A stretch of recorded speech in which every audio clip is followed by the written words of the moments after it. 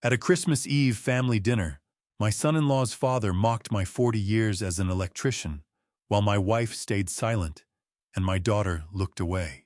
When I finally defended myself, my son-in-law coldly said, "If you don't like my father's jokes, pay the bill and leave." I didn't argue. I smiled, paid the entire check, and walked out alone. But they never knew the quiet decision I made afterward would change everything they thought about me. Welcome to Dad's Revenge Stories. I'm so grateful you're here. Where are you watching from today? Drop your city or country in the comments below. Also, please note, this story includes fictional elements crafted for entertainment and valuable lessons. Any resemblance to names or places is purely coincidental, but the core message remains deeply meaningful. My name is William Carter. I am 68 years old, a retired electrician with 40 years of calluses on my hands, and not a single regret about how I earned them. I worked hard. I raised my daughter right, or at least I thought I did. And on the evening of December 24th, 2023, I walked into a seafood restaurant downtown, wearing my good coat, expecting a warm Christmas dinner with my family. I should have known better. The restaurant was the kind of place that put little sprigs of rosemary on the bread plates and charged $18 for a glass of wine. Dorothy had texted me the address 3 days earlier with a note that said, "Emily picked it. Dress nice." I pressed my gray slacks, wore the navy coat I kept for church and funerals, and drove 40 minutes through light Christmas Eve traffic to get there. When I pushed open the heavy glass door and felt the warm air hit my face, I spotted them immediately. Emily was already seated in a curved corner booth near the window, her dark hair pinned up the way she wore it when she wanted to look impressive. Dorothy sat beside her, a glass of white wine in front of her, already half empty. And across the table, leaning back against the cushioned seat like he owned the place, was my son-in-law, Derek Walsh, a man I had known for 11 years and trusted for far fewer. Beside Derek sat his father, Frank Walsh. I had met Frank maybe a dozen times over the years.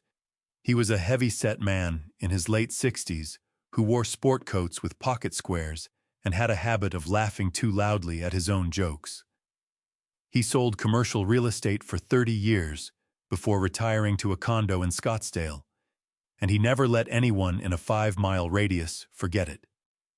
The moment I stepped through the door, Frank's eyes landed on me and stayed there a half-second too long. Derek noticed me next. He straightened up in his seat, tilted his chin, and let a slow smile spread across his face. Not the smile a man gives his father-in-law on Christmas Eve. The other kind. "Dad," he said loud enough that the couple at the next table glanced over. "Glad you made it." He paused, letting his eyes travel down from my face to my coat, and back up again, slow and deliberate. "I have to say, though, I thought you might dress up a little more for the occasion. This is a Christmas dinner, not a service call." Frank laughed.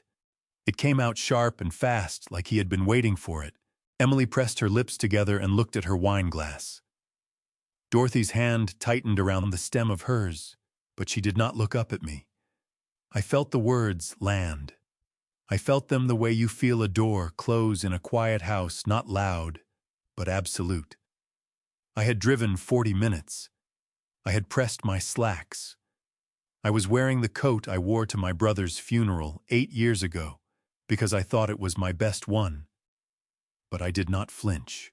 I pulled out the chair across from Frank, settled into it, and picked up the menu. "Merry Christmas, everyone," I said. My voice came out even. I was proud of that. "William." Dorothy finally looked at me. Her eyes were doing that thing they did when she wanted me to read her mind, wide and slightly urgent, like she was sending me a signal I was supposed to already understand.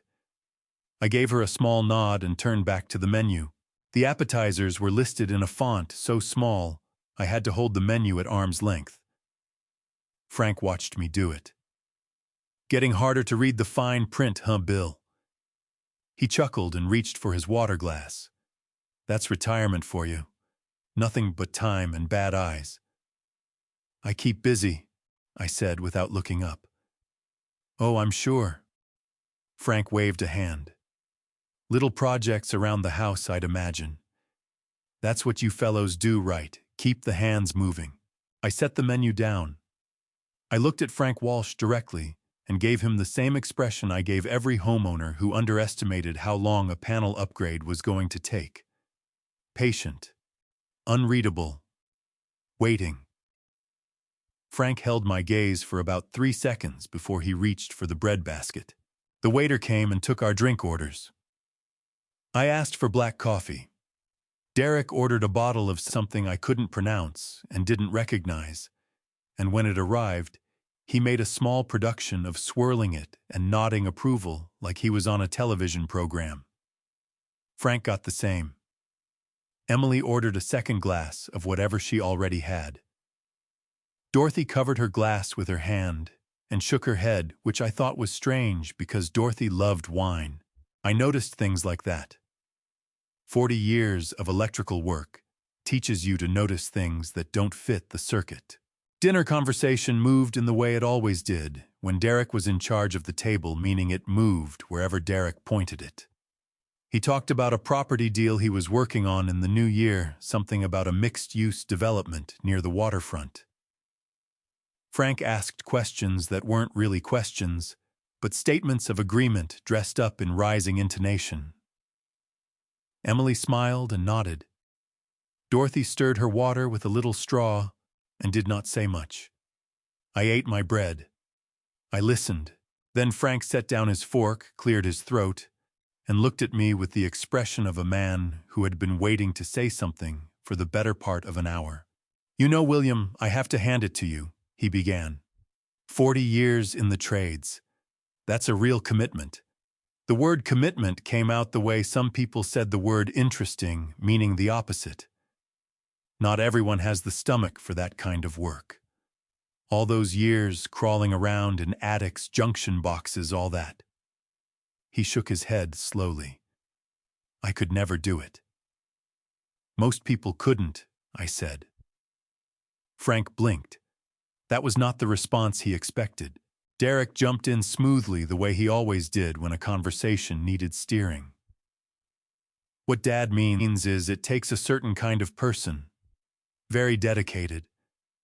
He lifted his wine glass and let the pause do its work. But honestly, Dad, don't you think it's nice to finally be done with all that? No more crawling through people's walls. No more getting called out on Christmas Eve for somebody's blown fuse. He smiled. You can just relax now. Let the rest of us handle things. I looked at my son-in-law across the candlelit table. He was 41 years old, broad-shouldered, wearing a jacket that cost more than my first car. His hair was perfect. His teeth were perfect. He had the easy confidence of a man who had never once worried about whether the lights would stay on. I don't need anyone to handle things for me, Derek, I said. Thank you. Emily made a small sound in her throat. Dad, he's just saying you deserve to rest. Don't take it the wrong way. I didn't take it anyway, I said. I answered the question. Dorothy put her hand on my forearm. William, she said softly. One word. The same word she had used for 43 years whenever she needed me to stand down. The food arrived. Salmon for Frank and Derek, lobster bisque for Emily, and a simple grilled halibut for me. Dorothy had ordered the same. We ate. The restaurant hummed around us with the low murmur of other families and the soft sound of a jazz quartet playing somewhere near the bar.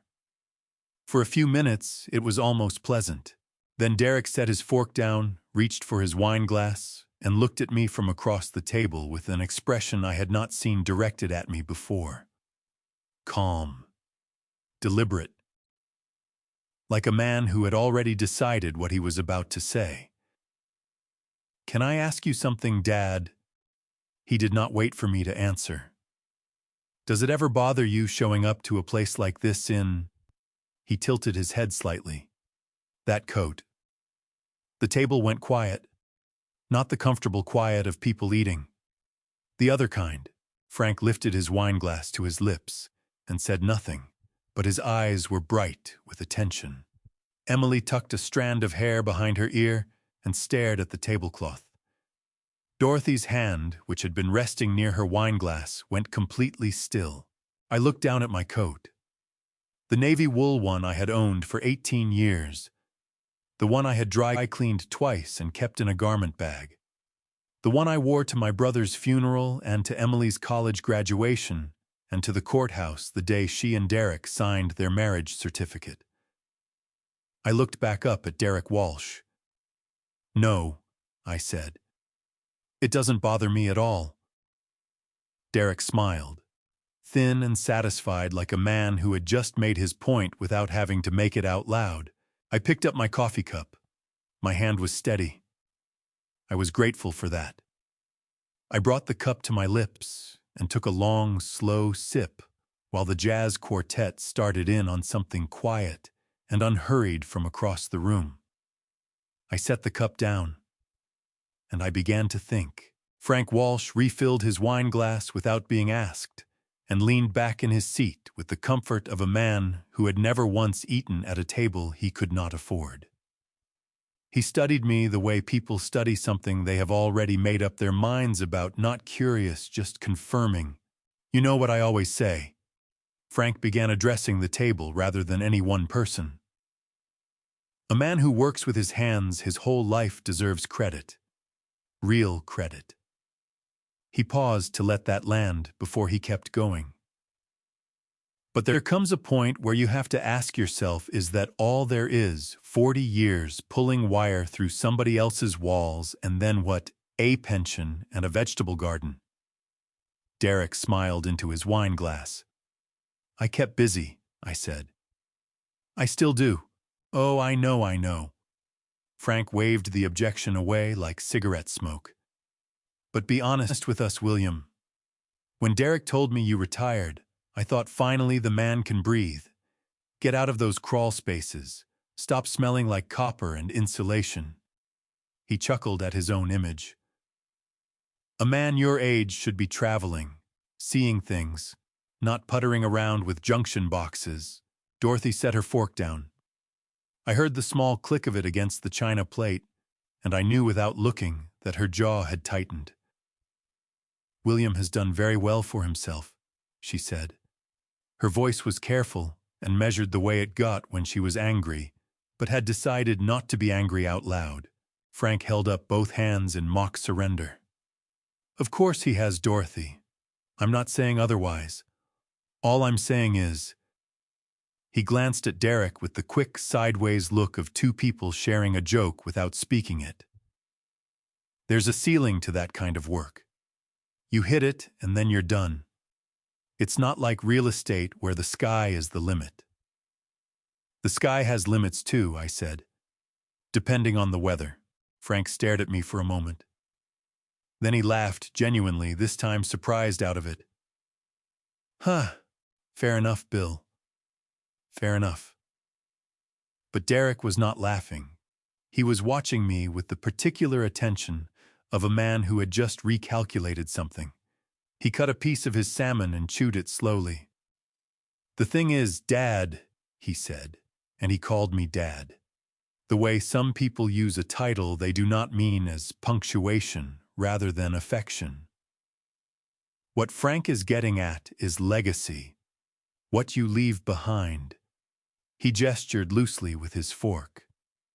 "In my business, you build something, a portfolio, a reputation. People know your name in 10 years, 20 years. They call you." He set the fork down.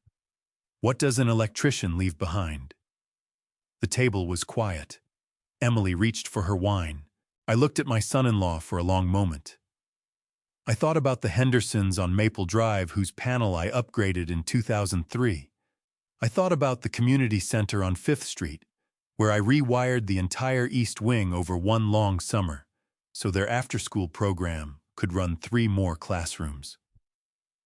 I thought about the 47 apprentices I trained over my career, 6 of whom now ran their own companies.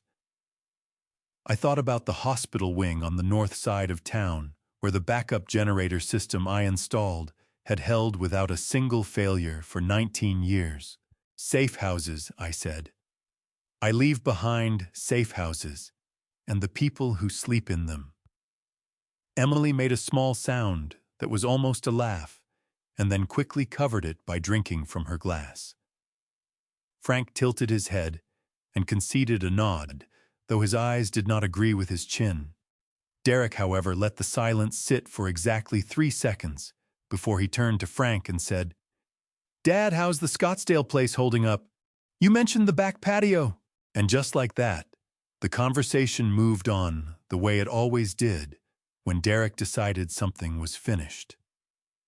As if my answer had been acknowledged and filed away in a drawer marked "not relevant," and the drawer had been quietly shut, Dorothy looked at me across the table. Her eyes held something I had not seen in them in a long time, something between sorrow and fury pressed down thin and smooth so it would not show. She reached for her water glass instead of her wine, and I understood that she had not been drinking tonight because she wanted to stay sharp. She was watching. She had been watching the whole time. That should have made me feel less alone. It did not. Frank launched into a story about a golf trip he was planning in the spring. Emily asked questions about the resort with genuine enthusiasm, and Derek nodded along, and for a stretch of several minutes I was as invisible at that table as the candle holders between the flower arrangements. I ate my halibut. It was good fish. I focused on that. Then Frank set down his wine glass with a deliberateness that cut through the table noise and looked at me with an expression that had finished pretending to be friendly. "William," he said, "can I ask you something directly?" "Go ahead," I said. Do you ever feel like—" He paused, choosing the words, the way a man chooses a club on a fairway. "You've been left behind, not in a bad way. Just honestly. The world moves fast. Some people keep up, and some people find their lane and stay in it." He spread his hands flat on the tablecloth. "There's no shame in the second one. But I always wonder, for a man in your position, does it sting a little watching Derek build something real while you're tsocho, a small shrug, where you are?" My daughter pressed her fingertips hard against the stem of her wineglass until I saw the color leave her knuckles. She did not say a word. I picked up my coffee cup, brought it to my lips, set it down again. "Frank," I said quietly, "I spent 40 years making sure that when people flipped a switch, the lights came on. Every single time." I folded my hands on the table. "I'm still the same man. The switch hasn't changed." Frank opened his mouth. Derek cut in first. "Nobody's questioning that, Dad." His voice had dropped half a register lower, smoother, carrying an edge that the surface of it was designed to hide. He leaned forward slightly, elbows on the table. "We're all just saying a man like you at this stage of life sitting here." His eyes moved across me once, briefly taking inventory. "Maybe it's time to accept where things stand. You've had your run. That's something to be proud of." The corner of his mouth lifted. "But some of us are still running." The jazz quartet started a new song near the bar, something slow and low and relentless. I looked at Derek Walsh across the candlelight. I looked at my daughter, who was studying the tablecloth, as though it contained a map she was trying to memorize. I looked at Dorothy, whose hand had moved to her lap, out of sight, where I knew she was pressing her thumbnail hard into her palm, a habit she had when she was holding something in. Then I picked up my menu and looked at the dessert options. "I think I'll have the apple tart," I said. The apple tart arrived in a small white dish with a scoop of vanilla bean ice cream on the side. I ate it slowly. It was good buttery crust cinnamon underneath, the kind of thing someone's grandmother spent years perfecting. before a restaurant chef put it on a $12 menu. I focused on it the way I used to focus on a complicated wiring diagram, one section at a time. Don't rush the work. Frank had moved on to telling a story about a real estate deal in Phoenix that had gone sideways 3 years ago. A story I suspected he told often because he had the pacing of it down cold. Derek listened and added details at the right moments, the way a practiced audience member does. Emily laughed at the correct intervals. Dorothy drank her water. I finished my tart. I set the spoon down. I folded my hands on the table. That was when Derek put his wine glass down, with a sound that was just slightly too deliberate, not a slam, but not gentle either. The kind of sound a man makes when he wants the table's attention without asking for it directly. Frank stopped mid-sentence. Emily looked up. Dorothy's eyes cut sideways to me for just a fraction of a second. Derek leaned forward, both elbows on the table. He looked at me the way he looked at a property he was about to lowball, measuring, calculating, already certain of the outcome. "Can I say something?" he asked. He did not wait for anyone to say yes. "I've been sitting here all night thinking about how to put this, and I've decided I'm just going to say it." His voice was calm and unhurried, which was worse than if he had been angry. "William, you are a good man. I mean that. You worked hard. You provided. All of that." A pause precisely timed. "But this—" He gestured slowly around the table, taking in the restaurant, the other diners, the wine, the candlelight. "This is not your world. And I think somewhere inside you know that." My chest tightened. Not from anger, from recognition. "Derek." Dorothy's voice carried a warning in it, like a current running under still water. He held up one hand without looking at her. "No, Dorothy, I think this needs to be said, because we keep dancing around it." He turned back to me. "Dad, with respect, a man who spent his life in other people's attics, a man who smells like solder and circuit breakers, a man who shows up to a dinner like this in a coat he bought before his daughter finished high school." His voice did not rise, not even slightly. "That man does not belong at this table. He lowers the whole thing. And everyone sitting here knows it, even if nobody will say it." Frank looked at the tablecloth. Even he had the decency to look at the tablecloth.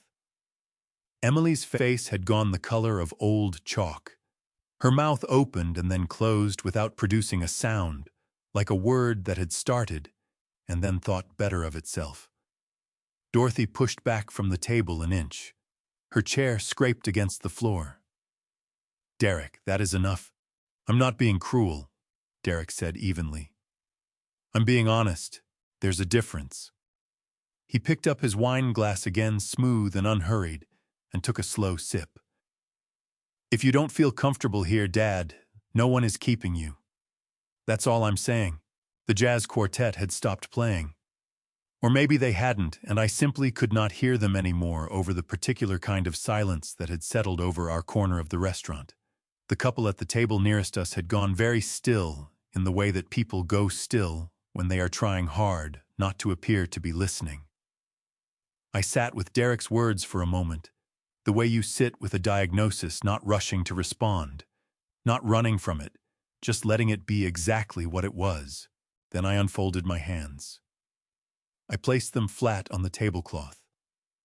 I looked at my son-in-law without blinking, without raising my voice, without giving him the satisfaction of watching me flinch. "You know, Derek," I said, "in 40 years of electrical work, I dealt with a lot of faulty wiring, connections that looked solid on the outside but were corroded all the way through. Dangerous not because they were loud about it, but because they weren't." I kept my voice level and unhurried. "You learn to spot them. After a while it gets easy." Derek's jaw tightened just slightly, just once. I reached for my jacket on the back of my chair. I lifted it and set it across my lap.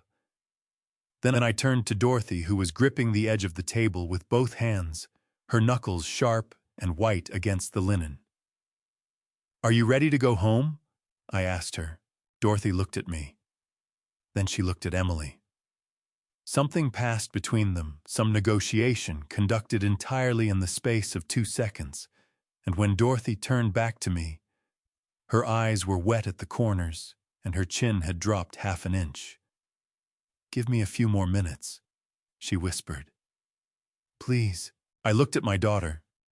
Emily was staring at the centerpiece, a small pine arrangement, with a red ribbon with the focused intensity of someone who could not afford to look at anything else in the room. I put my jacket on, one arm then the other. I smoothed the lapels with both hands, the navy wool one, the one Derek had made his point about 2 hours ago. I raised my hand and caught the eye of our waiter across the room. The waiter appeared at my elbow. Within 30 seconds, a young man early 20s with the careful posture of someone working a holiday shift and trying hard to make it count. "Can I get something for you, sir?" he asked. "The check," I said. "The whole table." He glanced across the faces at the booth. Derek's wine glass halfway to his mouth. Frank's fork suspended over his plate. Emily's hand frozen around her napkin, and then looked back at me with the practiced neutrality of someone who had learned not to read the room out loud. "Of course," he said. "I'll be right back." Derek set his wine glass down. "Dad, what are you doing?" "Paying the bill," I said. "Like you suggested." His eyes narrowed by a fraction. "I didn't suggest anything. You said if I wasn't comfortable, I was free to go." I straightened the cuffs of my jacket. "I'm taking you up on it." Frank cleared his throat and reached for his water glass. Emily pressed 3 fingers flat against her lips. Dorothy looked at me with an expression I had not seen her wear in years, something raw and unfinished, like a sentence that had stopped before the period. The waiter returned with the check presenter and set it at my elbow. I opened it. The total was $342 before tip. I did the math in my head, added 20%, because the young man had done his job well, and that had nothing to do with what was happening at the table. And I put my card in the sleeve and handed it back. "Sir, this covers everyone," the waiter confirmed quietly. "Everyone," I said. Derek's chair scraped back an inch. "William, you don't have to." "I know I don't have to," I said. "I want to. Merry Christmas." The waiter disappeared.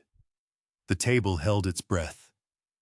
Frank picked up his fork and set it back down again without eating anything. Emily was looking at me now, really looking the way she hadn't since I walked through the door, and there was something working behind her eyes that I couldn't fully read. Guilt, maybe. Or the beginning of it. The kind that arrives too late to do much good. Dorothy reached across the table and put her hand over mine. Her fingers were cold from holding her water glass all evening. "Come home with me," she said softly. "We'll talk in the car." I turned my hand over and held hers for a moment. I felt the thin gold of her wedding ring against my palm, worn smooth from 43 years of daily contact.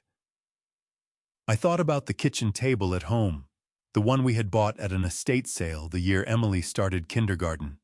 I thought about Christmas mornings in that kitchen, the smell of coffee and cinnamon rolls, Emily in her pajamas, with her hair going every direction. "Are you coming?" I asked her. Dorothy looked at Emily. That sideways look again, the one that had been passing between them all evening like a private signal I had never been given the frequency for. Emily gave the smallest nod. Not to me. To her mother. Dorothy pulled her hand back slowly. "I'll get a ride in a little while," she said. "I just want to finish my coffee. Don't make a scene, William." "Not tonight." The waiter returned with my card and the receipt. I signed it, added the tip in careful numbers, and tucked the card back into my wallet. $411. I noted the figure the way I noted everything, quietly, precisely, without editorial. I pushed back from the table and stood. All 5 feet 11 inches of me in the navy wool coat Derek had introduced to the table 3 hours ago, like evidence at a trial. Frank looked somewhere past my left shoulder. Derek looked directly at me with an expression that had rearranged itself into something resembling patience, as though he were waiting for a mildly inconvenient weather system to pass. "Good night," I said to the table. "Dad." Emily's voice came out smaller than I expected, younger somehow, like a word that had gotten lost on its way from one decade to another. "Drive safe." I looked at my daughter. At the careful way she was holding herself together in that booth, shoulders straight, chin level, everything tucked in tight, so nothing could spill. I had watched her learn to do that. I had watched her practice it at the kitchen table, at school recitals, at every hard thing she had ever faced in her life. I had been proud of her for it once. "Always do," I said. I walked the length of the restaurant without hurrying. Past the jazz quartet, who had started up again on something gentle and low. Past the other tables with their candles and their Christmas crackers and their ordinary holiday arguments about nothing that mattered. Through the heavy glass door and out into the December night. The cold hit me clean and sharp across the face. The parking lot was quiet. Overhead, the sky was the deep, flat black of a night with no moon, and the air smelled like exhaust and pine from the wreath someone had hung on the restaurant's exterior wall. I found my truck. I unlocked it, got in, and sat for a moment with both hands on the steering wheel without starting the engine. The leather was cold through my palms. Through the restaurant window, I could see the booth, Frank gesturing, Derek leaning back, Emily very still. Dorothy looking down at something on the table in front of her. I started the engine. I turned on the heat. I pulled out of the parking space and pointed the truck toward home. I did not look in the rearview mirror. There was nothing back there I needed to see. But somewhere on the drive home, between the second traffic light and the bridge over Miller Creek, something settled in my chest that had not been settled in a very long time. Not peace exactly. Something firmer than that. A decision. Christmas morning came in through the east window, the way it always did, slow and gray and indifferent to whatever had happened the night before. I was already on the porch when the light arrived. I had been up since 5:30, which was not unusual. 40 years of early job sites had wired my body clock the same way I wired everything else, precise, reliable, not easily changed. I had made a full pot of coffee. I had scrambled 2 eggs and eaten them at the kitchen table with the radio on low, a country station out of the city that played gospel music on Sunday mornings and Christmas Day. I had washed my plate and my fork and set them in the drying rack. Then I had put on my coat, the navy one, poured a second cup, and come outside to sit in the old wooden chair on the porch and watch the neighborhood come to life. The street was quiet, the way only Christmas morning can make a street quiet. The Pattersons across the road had left their porch light on all night, a string of white bulbs along the roofline that blinked in a slow, irregular pattern that told me one of the connectors in the Strand was going. I had noticed it 3 weeks ago. A 10-minute fix if Gary Patterson ever asked. He hadn't. I drank my coffee. I breathed the cold air. I did not think about the restaurant. I thought about the restaurant anyway. Not about Derek's words specifically. I had heard variations of those words before from foremen who thought trade workers were interchangeable parts, from homeowners who called me by my first name but would not offer me a glass of water on a July afternoon. Words like that had a familiar shape. They did not surprise me. What surprised me was the source. What surprised me was Emily pressing 3 fingers to her lips and saying nothing. What surprised me was Dorothy pulling her hand back and looking at her coffee cup while I put on my coat. I had been married to that woman for 43 years.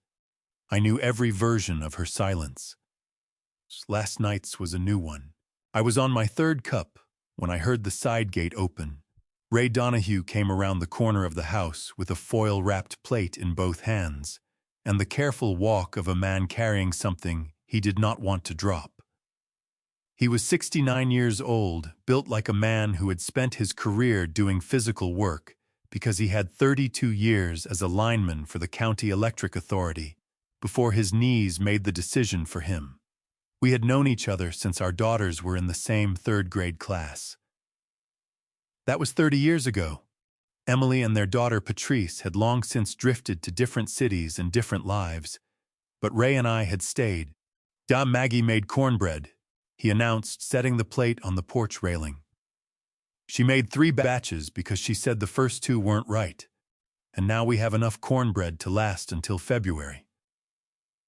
He pulled the second chair over from the corner, the one Dorothy usually sat in, and lowered himself into it with the particular grunt of a man whose knees had opinions. "Merry Christmas, Bill." "Merry Christmas, Ray." He looked at me for a moment, with the direct, unhurried assessment of a man who had known me long enough to skip the preliminary questions. "Maggie heard Dorothy's car pull in around midnight," he said. "Said yours came in before 10. "That's right," I said. Ray nodded. He reached over and took a piece of cornbread from the plate and ate it without ceremony. He chewed. He looked at the street. He waited. That was the thing about Ray Donahue. He had an extraordinary capacity for waiting. I had watched him sit in a deer blind for 6 hours without moving. He could outlast a silence the way other men outlasted bad weather, not fighting it, just letting it run its course. "Derek said I lower the whole table," I said. His exact words. Ray stopped chewing. He looked at me.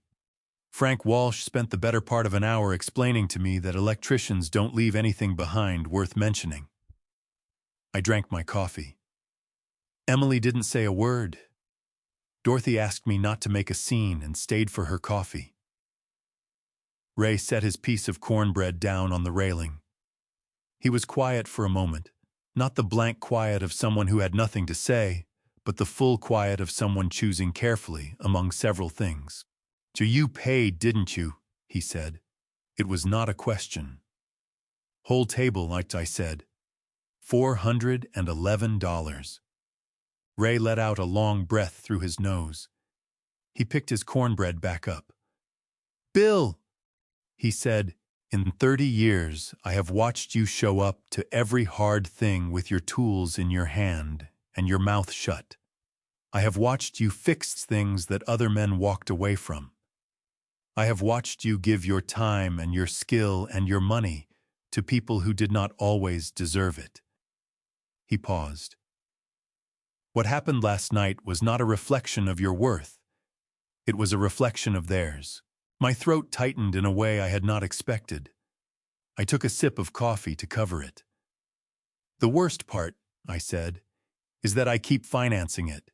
The insurance, the phones, the maintenance on their house." I looked out at the blinking porch light across the street.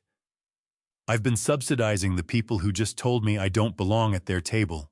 Ray turned and looked at me with an expression I recognized. It was the same expression he wore when a job had been misdiagnosed and needed to be completely rewired from the panel out. "Well," he said quietly. "Are you going to keep doing that?" My phone buzzed on the arm of the chair. The screen lit up with Emily's name. We both looked at it.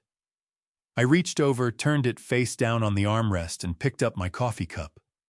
"No," I said. "I don't think I am. The day after Christmas has its own particular feeling, like the morning after a storm when the damage is visible but the wind has stopped." I spent the morning in the garage reorganizing my tool cabinets. It was something I did when I needed to think without appearing to think. Every socket wrench in its place, every drill bit sorted by diameter, every spool of wire labeled and hung. Order where I could make it. Dorothy had come home around 1 in the morning. I had heard her key in the lock, heard her move through the kitchen, heard the bedroom door close with the careful quiet of someone who did not want to have a conversation. I had been awake. I stayed on my side of the bed and listened to her breathing slow into sleep, and I thought about 43 years of that sound and what it was worth and what it was costing me. I was back in the garage by 7. By early afternoon, I had worked through the tool cabinets and moved on to replacing a worn washer in the utility sink.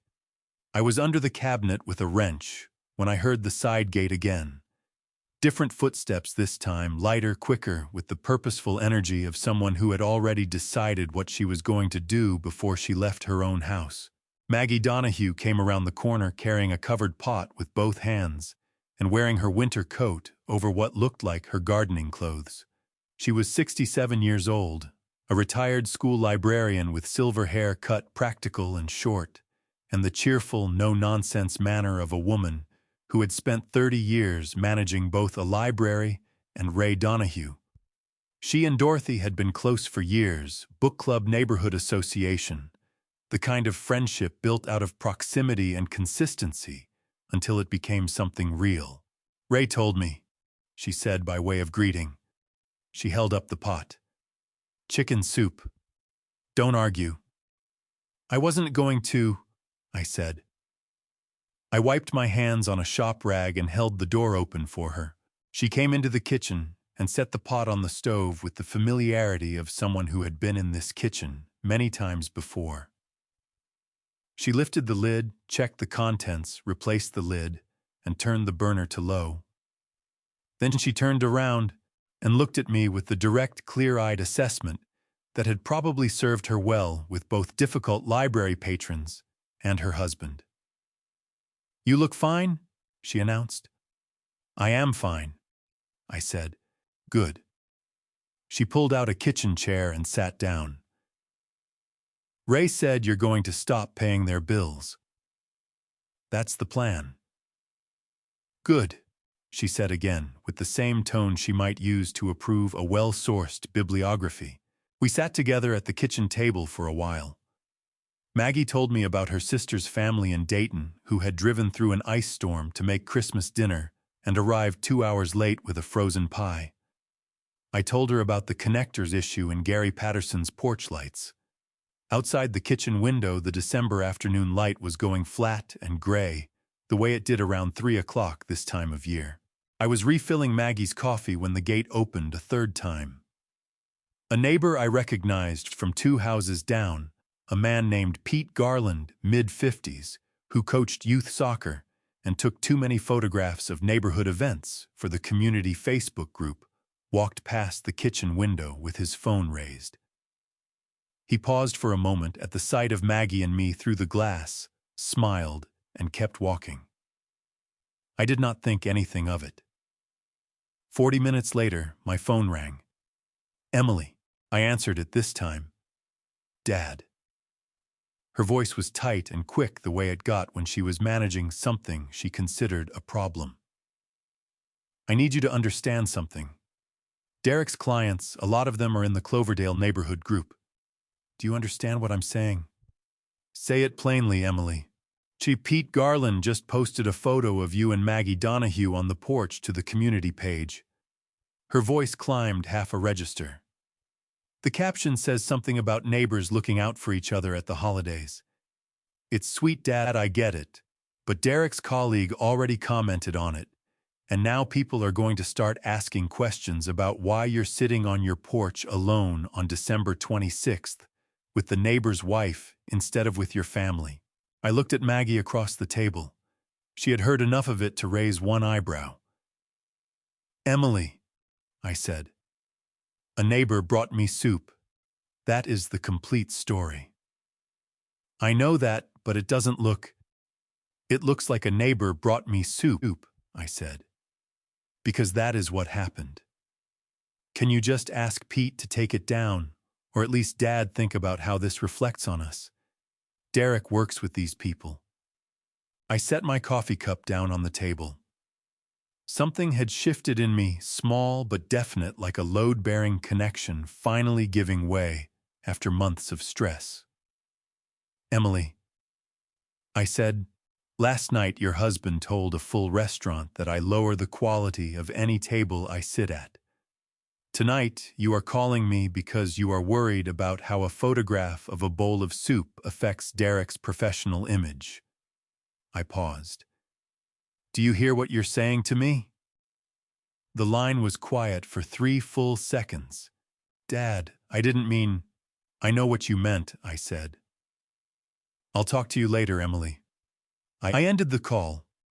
I set the phone face down on the table.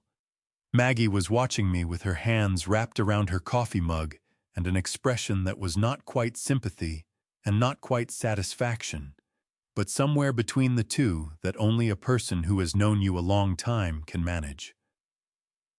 She called about the photo, Maggie said. She called about Derek's clients, I said. Maggie nodded slowly. She reached over and lifted the lid on the soup pot to check the temperature. The smell of chicken and thyme and celery moved through the kitchen, warm and ordinary, and entirely on my side. William, she said, replacing the lid. I have known your daughter since she was 8 years old.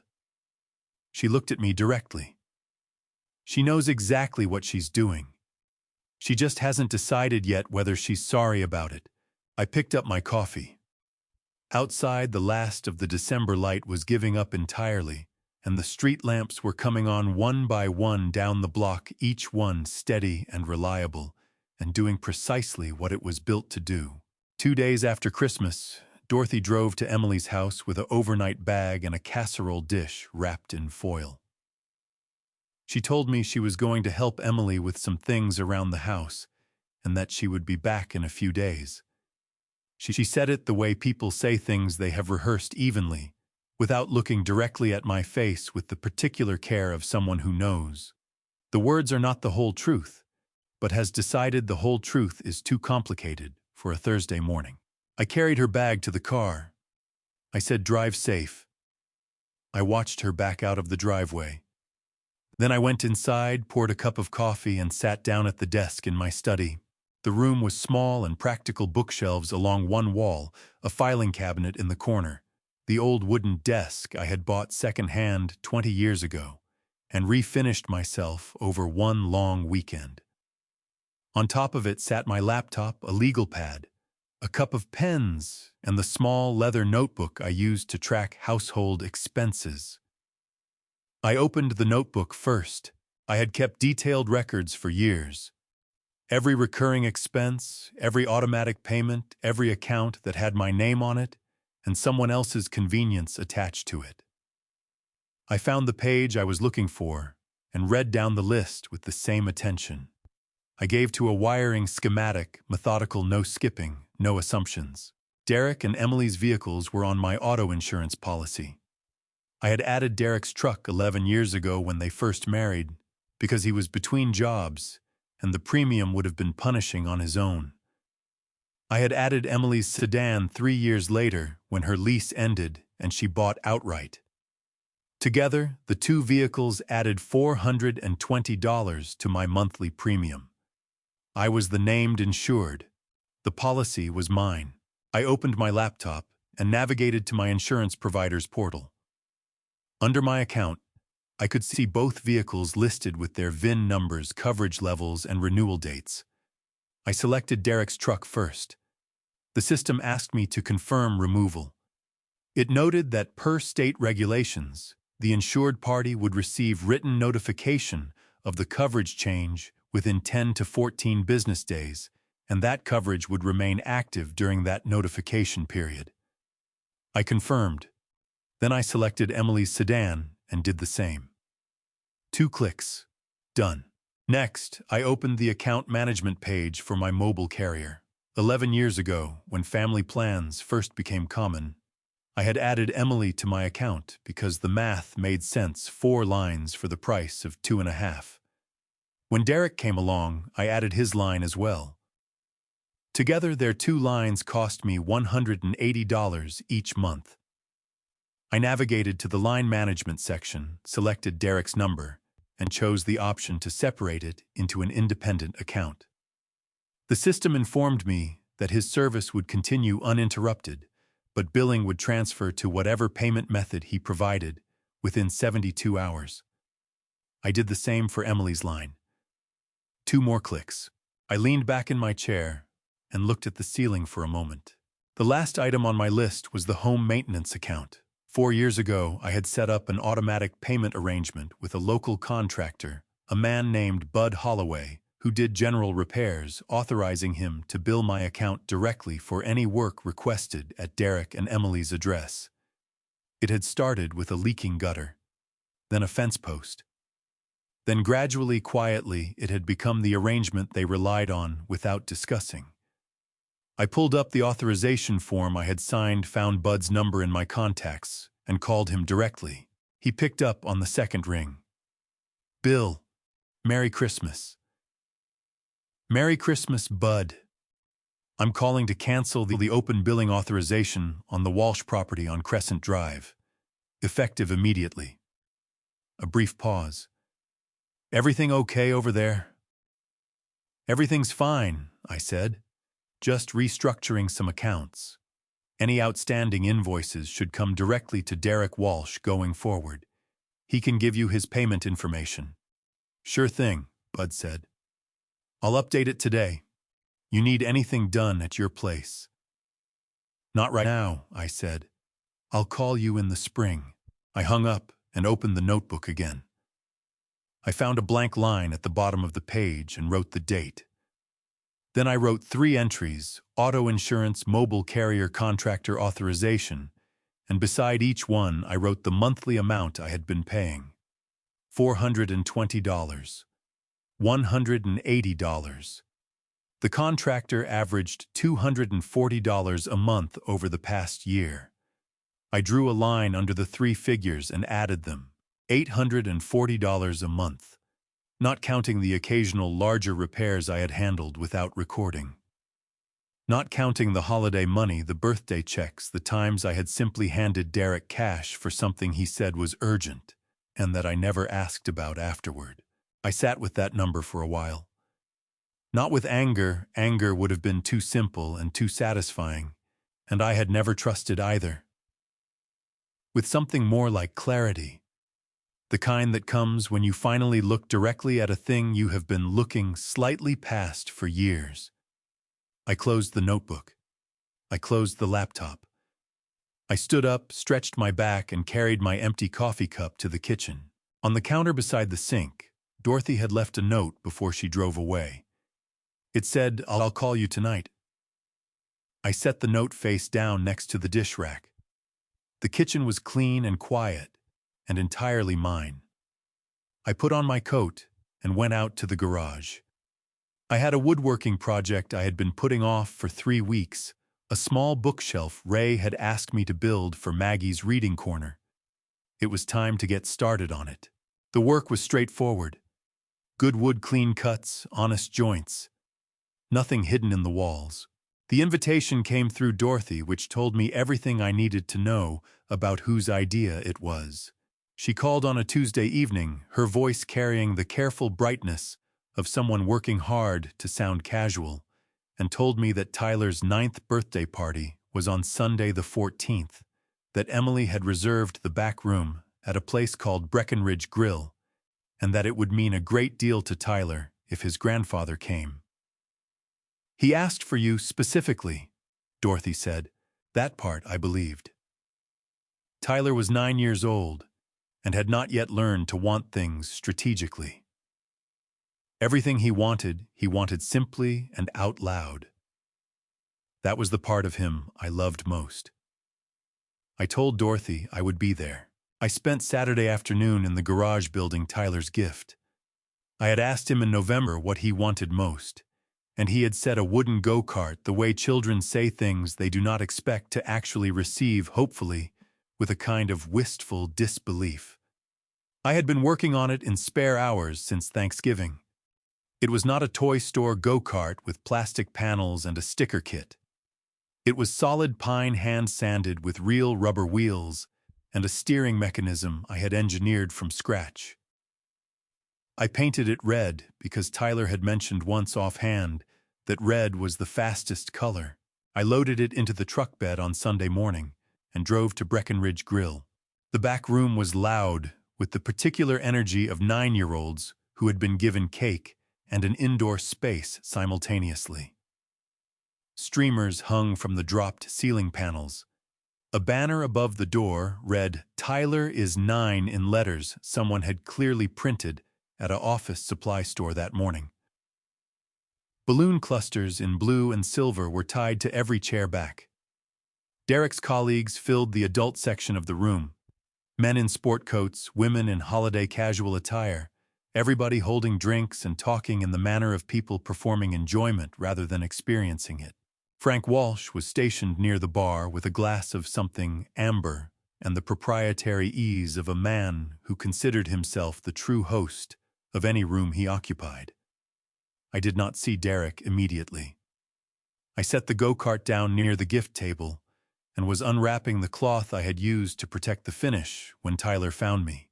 He came at a dead run from across the room, sneakers squeaking on the tile floor, and hit me around the midsection with the full force of a 9-year-old who had been looking forward to something.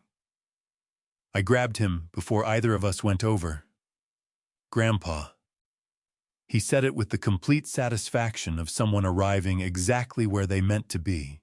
"Hey, bud." I held him a moment, then set him back and looked at him. He had Emily's eyes and a gap in his front teeth that had not been there at Thanksgiving. "Happy birthday." He spotted the go-kart immediately. His mouth dropped open. He walked toward it the way people walk toward things they cannot quite believe are real, slowly reaching out one hand before the rest of him caught up. He ran his palm along the side panel and looked up at me. "You made this?" "I did," I said. "By yourself?" "Every piece," I said. His eyes went wide and bright in a way that no gift from a store had ever made them go in my experience, because a store-bought thing comes from a catalog, but a made thing comes from a person, and children understand the difference, even when they cannot articulate it. Derek appeared at Tyler's shoulder. He looked at the go-kart with an expression that rearranged itself quickly, surprise first, then something calculated moving underneath. "Wow," he said. "That's quite a project, Dad." He put his hand on Tyler's back and steered him gently but firmly away. "Hey, bud, go find Mom and show her okay. Tell her Grandpa's here." Tyler took off across the room, clutching the go-kart steering handle, and Derek watched him go before turning back to me. "Glad you came," Derek said.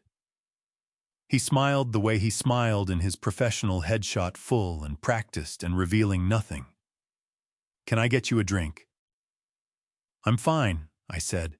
He led me toward the quieter end of the room, away from the children, and the noise with the smooth purposefulness of a man conducting a meeting he had scheduled in advance. On the table in the corner sat a leather portfolio, the kind used for closing documents in real estate transactions. I had seen Derek carry one like it 100 times. "I actually wanted to talk to you about something," Derek said. He picked up the portfolio and held it loosely, the way you hold something you are about to present. "I've got a development deal coming together, mixed-use property, waterfront access, strong projected returns. The financing is mostly in place, but the bank is asking for a co-signer on the primary note." He paused. A co-signer is someone who guarantees the loan alongside the borrower. If the borrower defaults for any reason, the co-signer is equally responsible for the full amount. In this case, that would be $480,000. He said it evenly, like a reasonable number, like something a grandfather does. "I know what a co-signer is, Derek," I said. He nodded. "Of course. I just wanted to be clear about—" "And I know what that portfolio is," I said. "I could see your colleague's name on the tab from across the room 20 minutes ago." Derek's smile held. His jaw did not. I picked up my jacket from the back of the nearest chair. I looked across the room to where Tyler was showing Dorothy the go-kart, running his hand along the painted side panel and talking rapidly, his whole body animated with the specific joy of a child who has been understood. I walked over and crouched down beside my grandson. I put my hand on his shoulder. "I have to head out, bud," I said quietly. "You have a great birthday, okay?" Tyler grabbed my arm with both hands. "Don't go yet, Grandpa." My chest pulled tight in a way I had not expected. "I'll see you soon," I said. "I promise." I stood. I looked at Derek across the room. He was watching me with the stillness of a man recalculating. "The answer is no, Derek," I said just loud enough for him to hear. "It was no before you asked." I walked out through the front of the restaurant into the cold January air and did not look back through the window.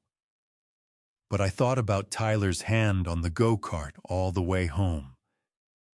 The way he had said you made this by yourself, like it was the most remarkable thing he had ever encountered. Maybe it was. The last Tuesday of January arrived cold and bright, the kind of winter morning that looks warmer through a window than it actually is. I was in the backyard splitting firewood when I heard a truck door slam out front with the particular force of someone who had not decided yet whether they were going to be reasonable about whatever came next. I set the splitting maul against the woodpile and walked around the side of the house. Derek was standing on my front porch with his phone held up like a piece of evidence at a hearing. He was wearing his work jacket, the charcoal gray one with the real estate company logo on the chest, and his face had the high color of a man who had driven faster than the speed limit to get somewhere. He jabbed the phone toward me before I reached the bottom porch step. "I got an email this morning from the insurance company saying our vehicles are no longer covered under your policy. And Bud Holloway called me yesterday, asking for my credit card, because apparently his authorization to bill your account has been revoked." He pulled a sharp breath. "What did you do?" I climbed the 2 porch steps and opened the front door. "Come inside," I said. "It's cold." He followed me into the kitchen, still holding the phone up, though there was no one left to show it to. I went to the counter and poured 2 cups of coffee. I set one in front of him. He did not touch it. "William." His voice had dropped from the high register of the driveway to something lower and more deliberate. "I am asking you directly what is going on. I removed you and Emily from my insurance policy," I said. "I separated your phone lines from my account, and I canceled the open billing authorization with Bud." I wrapped both hands around my own cup. All 3 were accounts in my name that I was paying voluntarily. I've decided to stop. Derek stared at me. "Because of Christmas dinner?" "Because you are 41 years old," I said. "You have a full-time income. Emily has a full-time income. The 2 of you are more than capable of managing your own expenses. I should have made that adjustment years ago." His jaw tightened. "You could have warned us, given us some notice. The insurance alone, we could have had a gap in coverage. Do you understand what that means legally if either of us had been in an accident during that window?" "The policy change was submitted on December 28th, I said. "Per state regulations, you received written notification within 14 business days. That notification arrived at your address on January 10th. Today is January 30th. I looked at him steadily. "You had 3 weeks of notice, Derek." The letter explained everything. His mouth opened, then closed. He had not read the letter. I could see it in the half-second of recalibration behind his eyes, the moment when a man realizes the argument he prepared does not fit the facts in front of him. "The phones," he started, "were on a family plan under my name and my payment method," I said. "I am the account holder. I have the right to modify the plan at any time. Your carrier sent you a text message on December 29th informing you that your line was being transferred to an independent account, and asking you to provide payment information within 72 hours. If there was a service interruption, it was because that step was not completed. Derek pulled out the chair across from me and sat down heavily. He put his phone face down on the table. He rubbed one hand across his jaw and looked at the kitchen wall behind my head, the way people look at walls when they are trying to find the argument that should be there but isn't. "When we don't have the cash flow right now to just absorb all of this," he said. His voice had lost its edge and taken on something that might have been honesty, though with Derek I had learned to verify before trusting. "Between the mortgage and Tyler's school and the development project I've been putting capital into, this timing is genuinely terrible, William. I understand cash flow is tight," I said. "That's worth thinking about." He looked at me sharply. "Meaning what, Meaning a man who is stretched thin financially should probably think carefully before committing capital to speculative development projects," I said.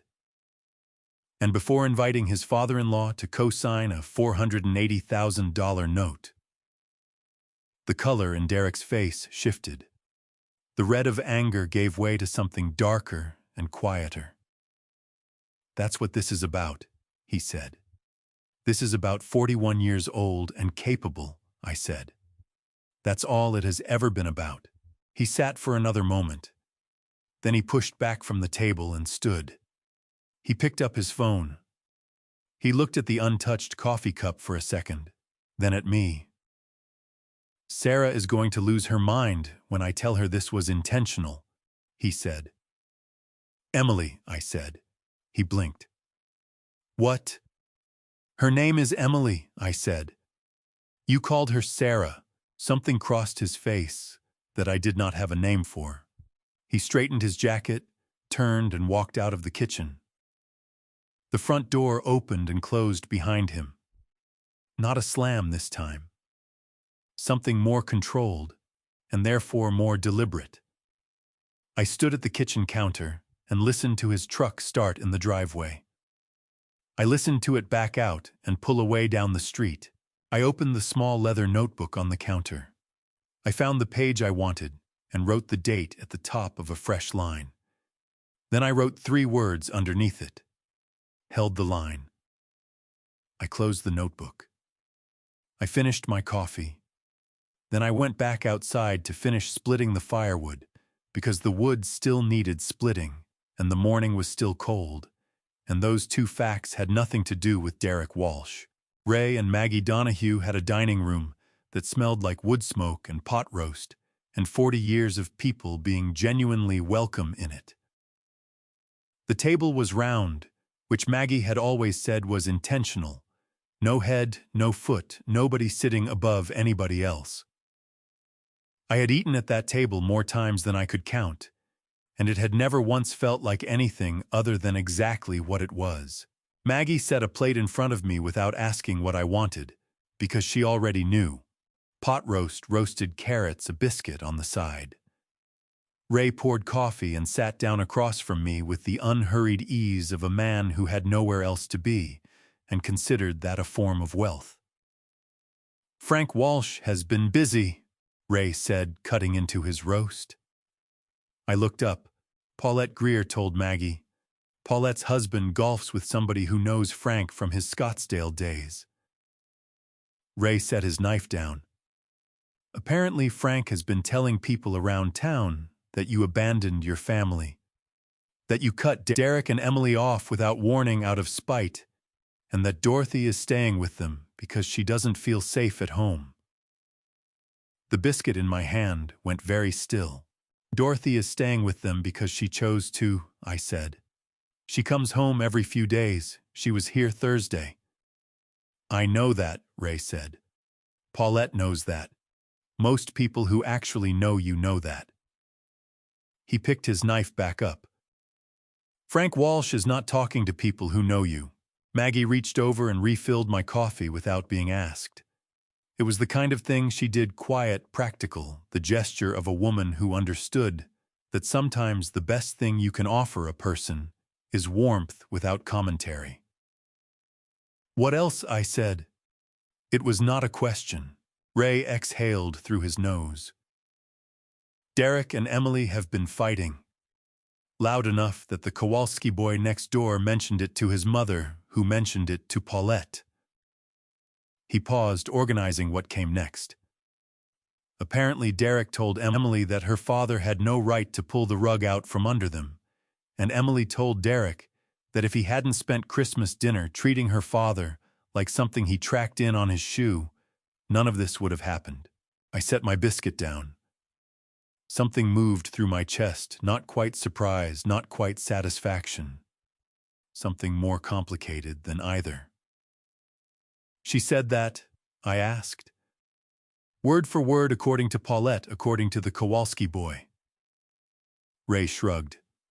Small-town information travels in circles. You know how it works. I did know. I had lived in this town for 31 years. I had rewired half the houses on 4 separate streets. People told their electricians things they did not tell their neighbors, and their neighbors told everyone else. Frank is also demanding money, Maggie said. She said it matter-of-factly, the way she delivered any information she considered important, directly without cushioning. Ray heard from Pete Garland that Frank has been calling Derek every week asking for $800 a month to cover his living expenses in Scottsdale. Apparently, Frank's retirement savings are considerably less impressive than he let on. I thought about Frank Walsh at the Christmas dinner table swirling his wine, telling me that electricians don't leave anything behind worth mentioning. I thought about his pocket square and his sport coat, and his loud laugh at his own jokes. He positioned himself as the successful one, I said. They usually do, Maggie said, and went back to her pot roast. Ray looked at me across the round table. Here is what I keep thinking about, he said. Derek and Emily built their whole financial picture around things that were not theirs. Your insurance, your phone plan, Bud Holloway on your account. Whatever else you were covering that we don't know about. They built on top of your foundation and then told you the house was theirs. He shook his head slowly. And Frank Walsh did the exact same thing to Derek.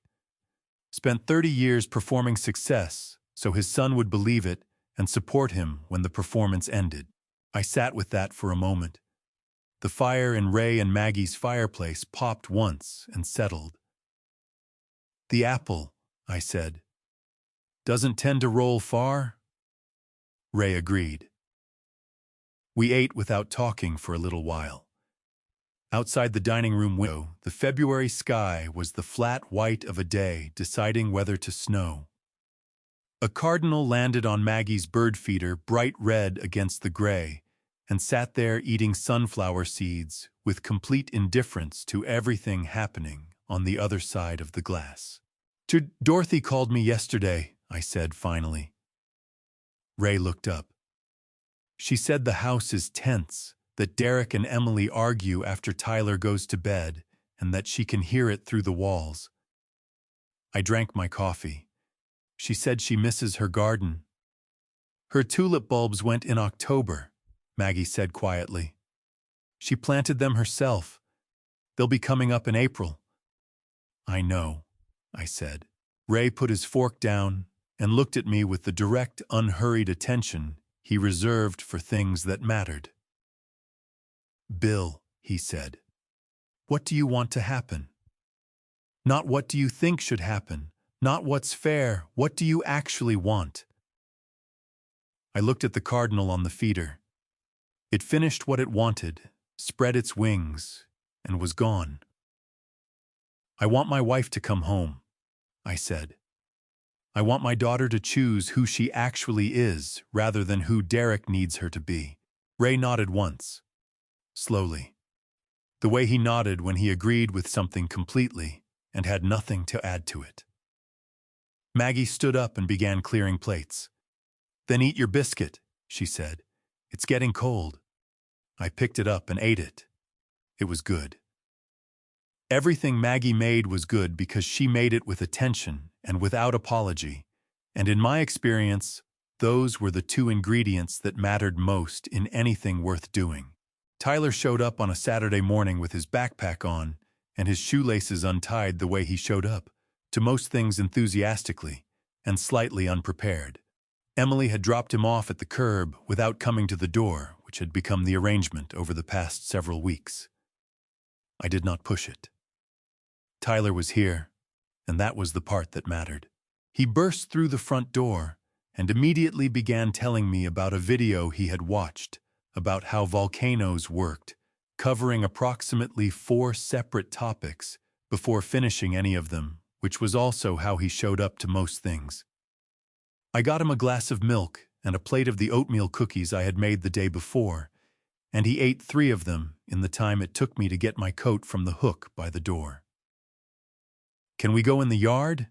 he asked, already heading for the back door. "That's exactly where I was going," I said.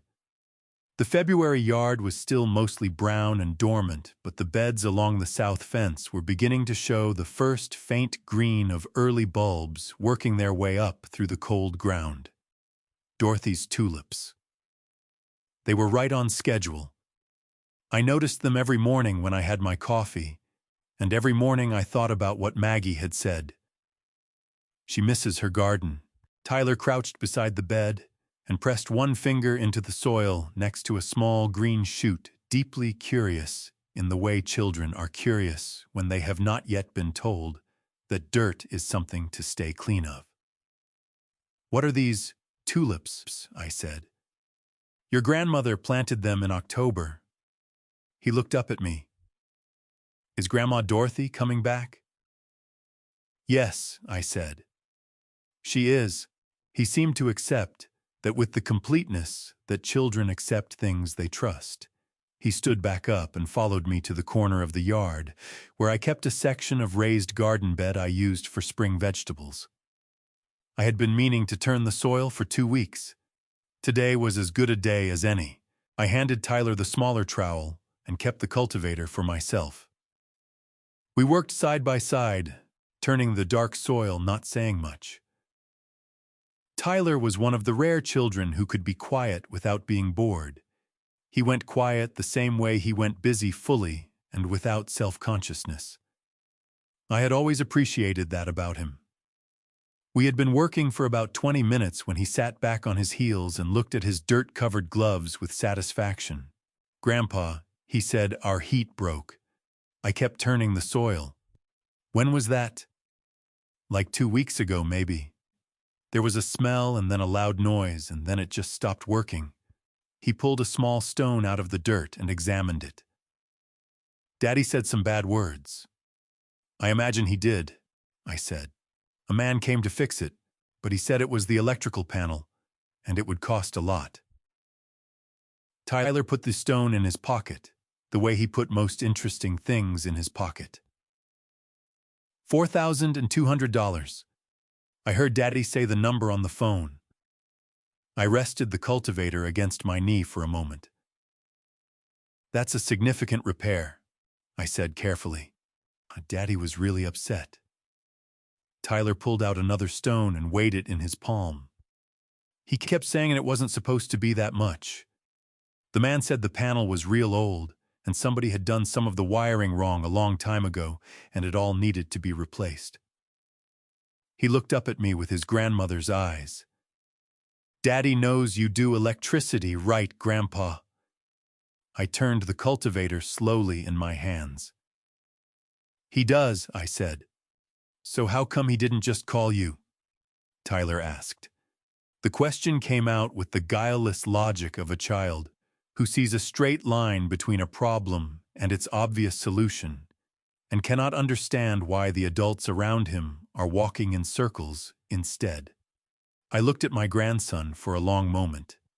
He was watching me with genuine curiosity, waiting for the answer the way he waited for answers about volcanoes and tulip bulbs, openly without agenda, because he actually wanted to know. "That's a good question, Bud," I said. "I don't have a great answer for you." Tyler considered this. He was quiet for a moment, turning the stone over in his fingers. Then he said, in the same conversational tone he used to discuss most things, "Mom said we shouldn't ask you for stuff right now. She said you and Daddy had a disagreement and it wasn't polite to ask for favors until things got sorted out." He looked at his stone. "But $4,000 seems like a lot." The February air moved through the yard, cold and clean. A neighbor's dog barked twice from 2 streets over, and then stopped. "It is a lot," I said. Tyler stood up and came to stand beside me at the garden bed. He looked down at the turned soil with the serious expression he sometimes wore when he was working something out.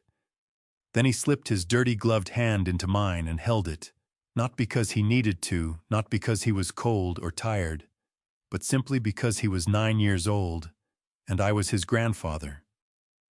And that was reason enough. I held his hand and looked at Dorothy's tulip shoots along the south fence, pressing up through the cold ground toward something they could not yet see, but were growing toward anyway. The panel at Derek's house needed $4,200 worth of work. Work I could have done in a long weekend for the cost of materials. I reached into my coat pocket with my free hand and found the small leather notebook I had started carrying with me. I took it out and opened it to the current page and wrote the date. Then I wrote Feb $4,200. Paid to someone else. I put the notebook away. Tyler was still holding my hand, looking at the garden. "Grandpa," he said, "when the tulips come up, can we show Grandma Dorothy together?" My throat closed in a way I had not prepared for. I looked down at the top of his head, his dark hair going every direction in the February wind, and I felt something shift in my chest that had been stuck there since Christmas Eve. "Yes," I said, "we absolutely can." Before I reveal what happened next, drop the number 1 or type yes in the comments right now so I know you're still here with me. And please note the story following this contains some fictional elements and may not be entirely factual. If you prefer not to listen to fictionalized drama, feel free to turn off the video right here. Tax season in my house had always meant the same thing. The filing cabinet came out from the corner of the study. The kitchen table became a sorting surface, and I spent the better part of a weekend going through 12 months of receipts, statements, and documents with the same methodical attention I gave to a panel inspection. Everything in its place. Nothing assumed. Every number verified against every other number until the picture was complete and accurate. I had started the process on a Saturday morning in early March, working through the previous year's records in chronological order. Utility bills, property tax statements, retirement account distributions, medical expenses. I worked steadily through the morning with the radio on low, a country station coffee going cold at my elbow the way it always did when I was focused. It was in the 2021 folder that I found it. I nearly set it aside without reading it. It was clipped to a copy of a homeowner's insurance renewal form from that year, and at first glance, it looked like part of the same packet. But the paper was a different weight, and when I unclipped it and held it up, I saw that it was not an insurance form at all. It was a limited financial power of attorney document. In the state where we lived, a limited financial power of attorney is a legal instrument that grants a designated person, called the agent, the authority to act on behalf of the signing party in specific financial matters for a defined period of time.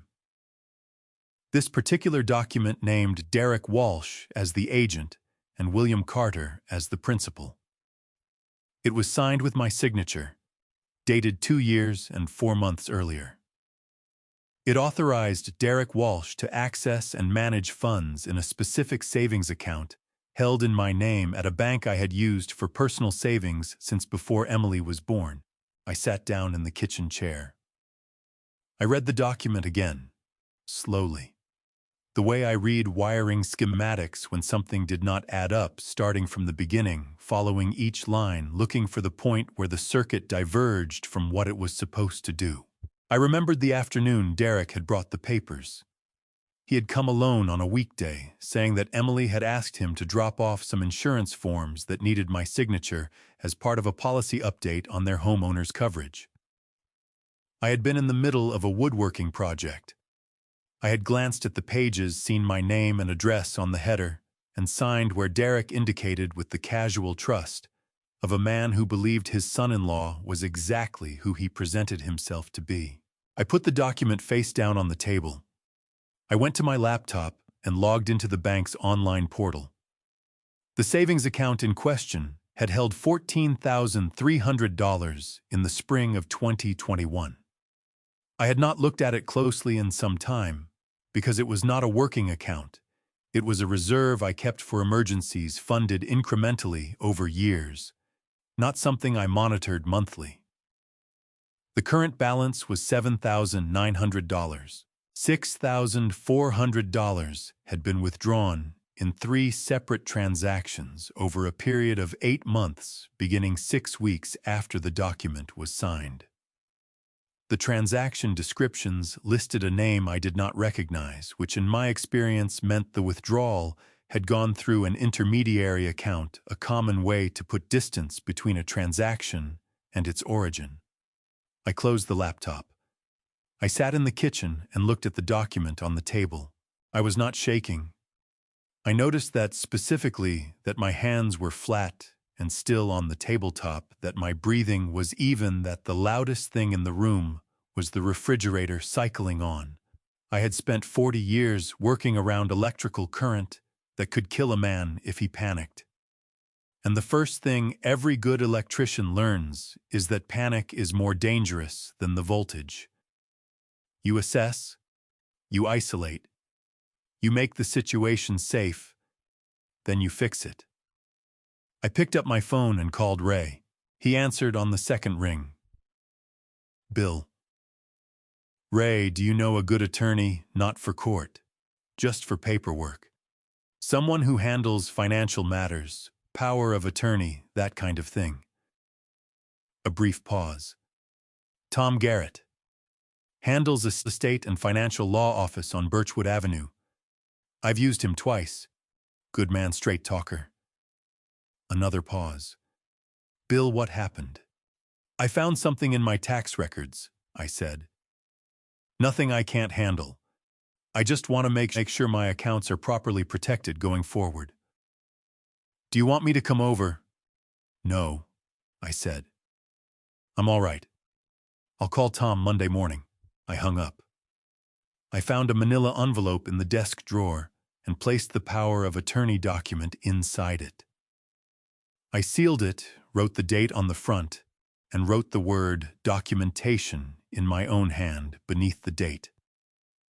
Then I went back to the bank portal and began the process of requesting closure of the compromised account and transfer of the remaining balance to a new account in my name only. The bank's online system indicated the process would take 3 to 5 business days and that I would receive written confirmation by mail. I submitted the request. I closed the laptop. A limited financial power of attorney expires at the end of its defined period, which in this document was 18 months from the signing date. That period had already elapsed, meaning Derek no longer held any legal authority over my finances. But the withdrawals had happened within the active period, which meant they were technically authorized by the instrument he had obtained through misrepresentation. Civil fraud of this kind, obtaining a signature through deliberate deception, is actionable in court, but pursuing it would take time and attention I did not want to give Derek Walsh. What I wanted was simpler. I wanted my money protected. I wanted my name on nothing he could touch. I put the envelope in the filing cabinet in the back of the hanging folder marked Personal Important behind my passport and my original union card. Then I sat down and finished my taxes. Every number in order. Every account verified. Every line exactly what it appeared to be. April came in, the way it always does in this part of the country, tentatively. At first, one warm day followed by 2 cold ones, the ground unable to decide whether it was done with winter. But by the second week, the decision had been made for it. The tulips along the south fence had pushed up fully red and yellow and one deep purple that Dorothy had planted, without telling me what color it would be, which was the kind of small surprise she had always been good at. I was in the yard repairing a section of the fence along the back property line when Tyler arrived. I heard the side gate and his sneakers on the path before I saw him, and I heard something else too. The particular quality of quiet that meant Emily had not come to the door again. She had been doing that since January.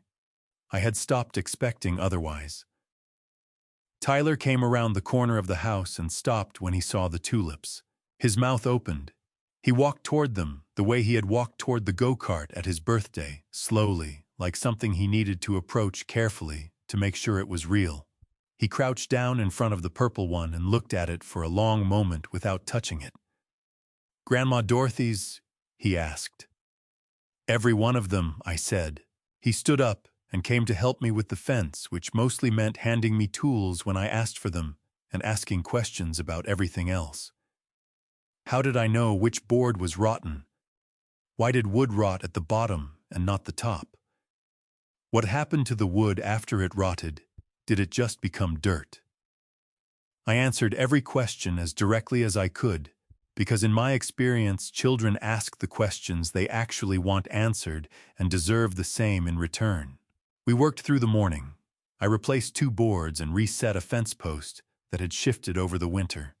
Tyler handed me screws and held the level when I asked him to, and ate half a granola bar he found in his jacket pocket, offering me the other half with the uncomplicated generosity of a child who does not yet calculate the cost of sharing.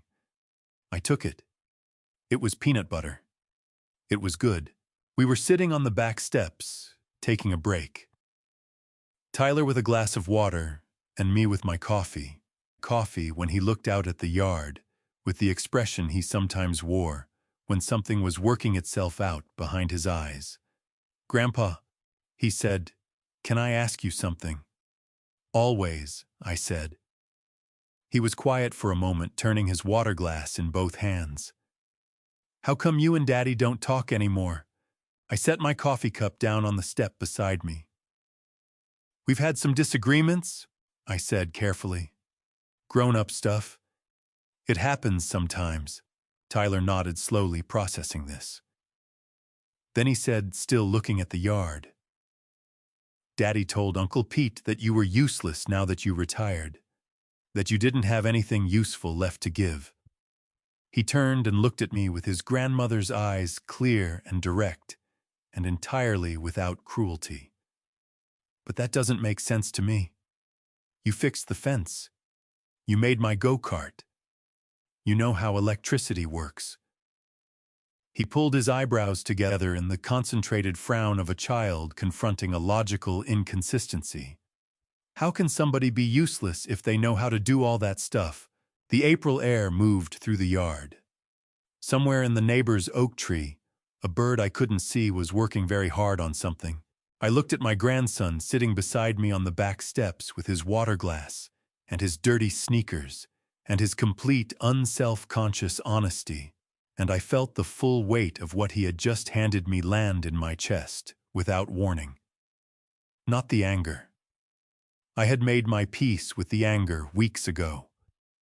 It was something else, something closer to grief and something closer to gratitude, occupying the same space at the same time, the way strong feelings sometimes insist on doing.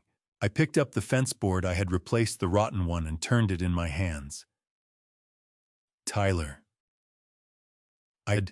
you know how this board went bad?" He looked at it. "It rotted." "That's right. But here's the thing about rot. It doesn't happen because the wood is weak. It happens because the wood got put in conditions that weren't right for it.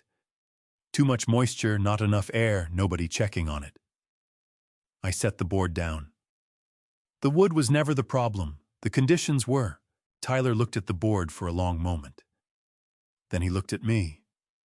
I could see him turning the idea over, fitting it against what he already knew, the way he fit rocks into his pocket carefully to see if they belonged there. "So you're not useless," he said. "You were just in bad conditions." "Something like that," I said. He nodded with the complete seriousness of a 9-year-old who has just resolved something important. Then he finished his water, set the glass on the step, and stood up. "Can we check on the tulips before I go home?" "That's exactly what I was going to suggest," I said. We walked along the south fence together, Tyler pointing at each color and asking its name, me telling him what I knew and admitting what I didn't. At the purple one, he stopped and crouched down again and looked at it for a long time. "Grandpa," he said quietly, "I think Grandma Dorothy should come home and see these." My throat closed. I pressed my thumbnail hard into my palm, a habit I had picked up somewhere without noticing, the way you pick up habits that belong to people you love. "I think so too, Bud," I said. I watched him walk out through the side gate, backpack bouncing, shoelaces still untied.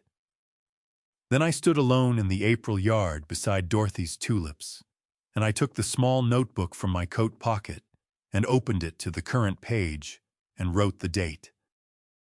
Then I wrote April Tyler. He sees clearly. He always has. I put the notebook away. I went inside and picked up the phone. I dialed Dorothy's number. It rang twice. She picked up. "William," she said. Just my name. But the way she said it told me she had been waiting for me to call. "The tulips came up," I said. "All of them. There's a purple one you didn't warn me about." A silence. Then very quietly, "I know. I was hoping you'd like it." "Come home, Dorothy," I said. "Tyler wants to show you." Dorothy came home on a Wednesday afternoon in late April with her overnight bag, her book club tote-in, and the particular expression of a woman who has made a decision and arrived at the far side of it. She walked through the front door, set her bag down in the hallway, and stood in the kitchen doorway, looking at the room the way you look at something you have been away from long enough to see it clearly again. I was at the stove making soup. I did not make a production of her arrival. I asked if she was hungry. She said yes. She washed her hands at the sink and set the table without being asked, and we ate together for the first time since Christmas Eve. And the soup was good, and neither of us said anything that needed to be said quite yet, because some things settle better when you give them room. That evening, she went out to the south fence and stood in front of her tulips for a long time. I watched her from the kitchen window. She did not know I was watching. She touched the purple one with 2 fingers very gently, the way you touch something you were not sure would still be there. May arrived, and the tulips gave way to the first warm days of the year. Dorothy reclaimed her garden with the focused energy of someone making up for lost time, pruning, planting, reorganizing the herb bed along the back wall. The house felt different with her in it. Not loudly different. The kind of different you notice the way you notice correct voltage after working in a circuit that has been running low for months. I had settled back into my own routines. Morning coffee on the porch, woodworking in the afternoons. The consulting project with Tom Garrett on my financial reorganization was wrapping up, all accounts properly titled, all authorizations reviewed, and cleaned up, everything exactly as it should be. It was on a Tuesday morning in the second week of May that my phone rang with a number I did not recognize. Area code. I knew the city where I had worked for the last 12 years of my career before the county job. I answered it. "Mr. Carter." A woman's voice, professional and direct. "My name is Carol Bennett. I'm the project director for infrastructure development at Consolidated Power Services. I got your name from Ray Donahue. He said you were the best electrical systems consultant he had ever worked alongside, and that I would be making a mistake not to call you. I set my coffee cup down. Ray is generous, I said. Ray is accurate, she said. I have a project I need help with. We're retrofitting the electrical distribution infrastructure for a residential development on the north side, 412 units, mixed-age housing. The grid work is complicated, and our current consultants are giving me answers I don't fully trust. A brief pause. I need someone who has actually done this work, not someone who has managed people who did it. Someone who understands what happens inside the walls. I leaned back in my chair. Outside the kitchen window, Dorothy was moving through the herb bed with her pruning shears, stopping every few feet, considering deciding. What's the timeline? I asked. 6 months, Carol said.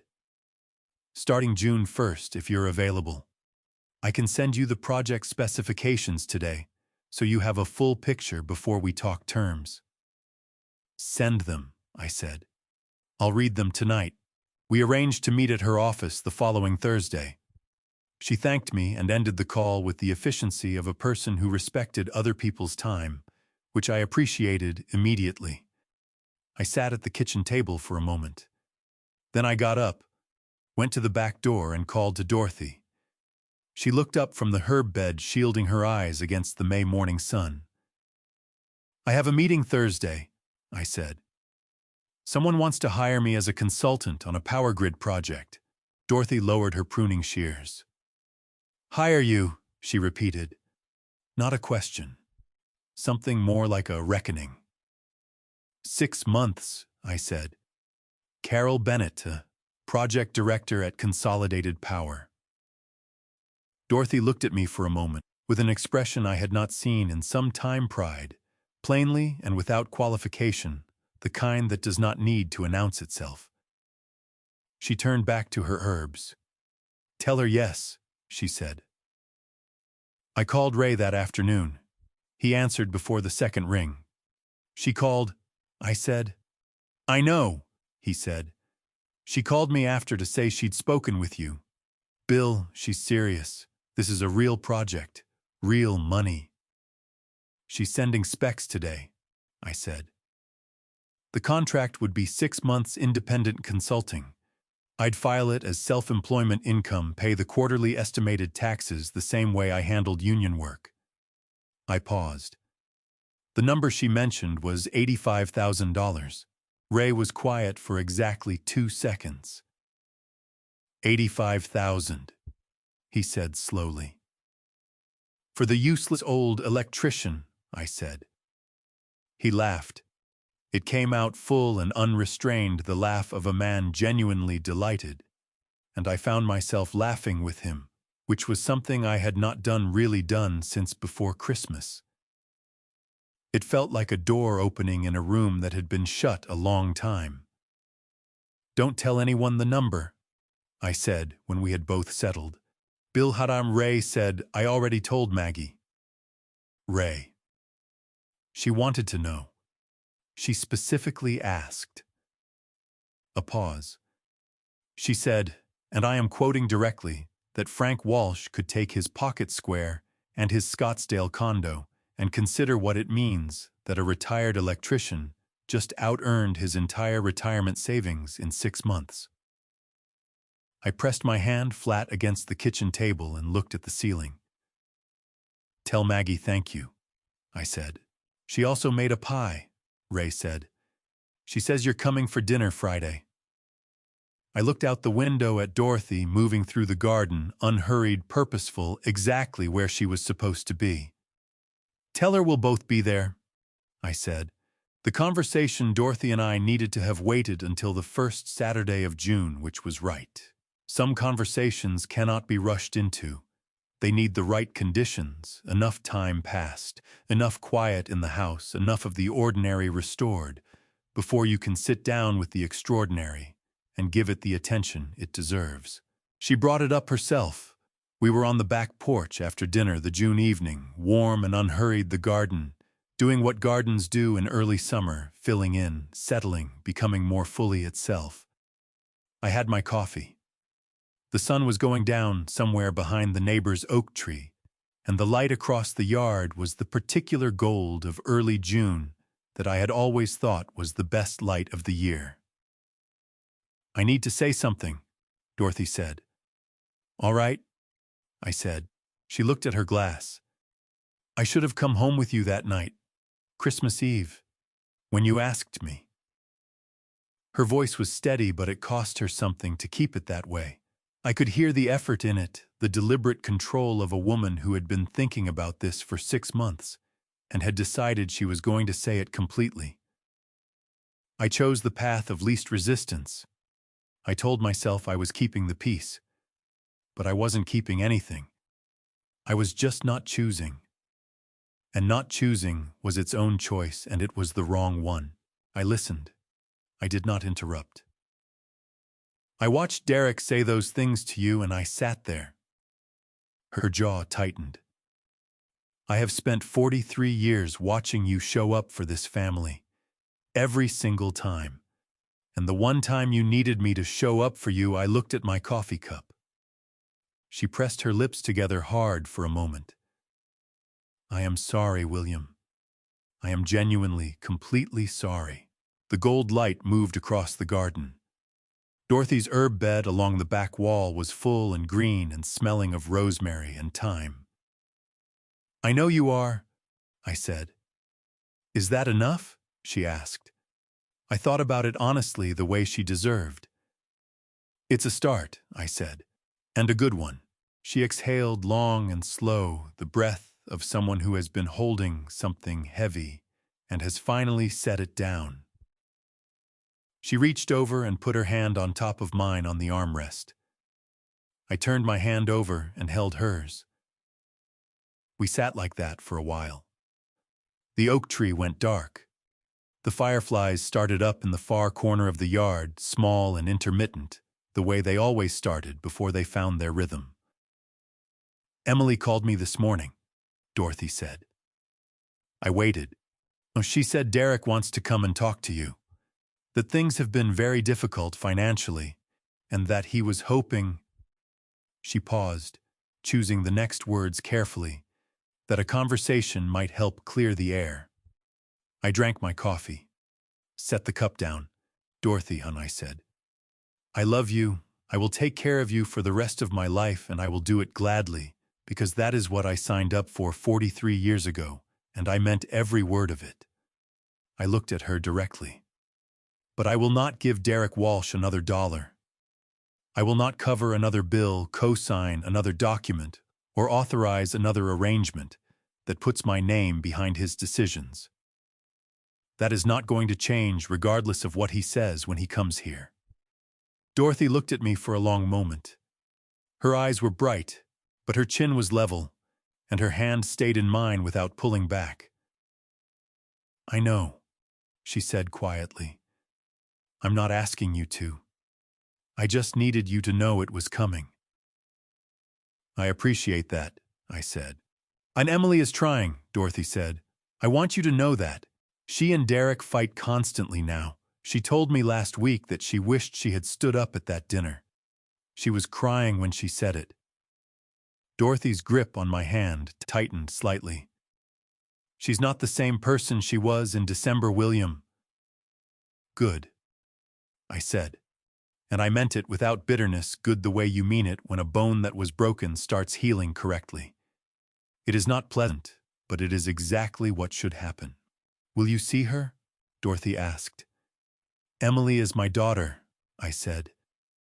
"My door is always open to her. It always will be." I paused. "Derek is welcome too if he comes honestly. But I will know the difference, Dorothy. I always have." She nodded. She believed me. That was the thing about Dorothy. After 43 years, she knew when I meant something completely, and she did not argue with it. The fireflies were fully going now, dozens of them drifting through the dark, lower air of the yard with their small, cold light. Tyler had loved fireflies, as a smaller child. I remembered he had chased them around this yard with a mason jar and a look of absolute focused joy. He would again, I thought. There would be summer evenings ahead for that. "William," Dorothy said. "Yes. When I was at Emily's, I heard them arguing through the walls almost every night." She was quiet for a moment. "Derek said something once he didn't know I could hear. He said that he had underestimated you." She looked at me. Those were his exact words. I underestimated him.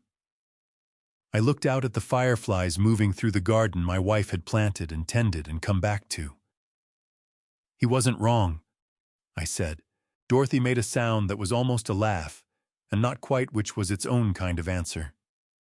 She squeezed my hand once firmly, and then we sat together in the summer dark and let the evening do what evenings do, move slowly through its stages toward something quieter and more complete. The coffee went cold. The fireflies kept going. Neither of us moved to go inside. There was nowhere else either of us needed to be. They came on a Sunday afternoon 2 weeks later, Derek and Emily together, which told me this had been coordinated in advance, and that the coordination had been Derek's idea. Emily would not have planned it this way. Emily, when she came to difficult conversations, came alone and early, and with her hands already open. This arrival Sunday, 2 o'clock, both of them together, had the structured feel of a presentation. I had known they were coming. Dorothy had texted Emily the night before to confirm the time. I spent the morning working in the garage, finishing the bookshelf I had started for Maggie's reading corner back in January. It was good work.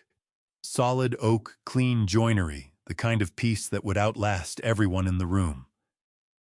I sanded the final panel, applied the last coat of finish, and set it to dry.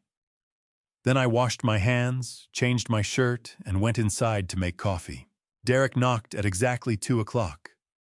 He was wearing a button-down shirt with the collar open, dressed down deliberately, I noted in the calculated way of a man who wanted to appear less polished than usual.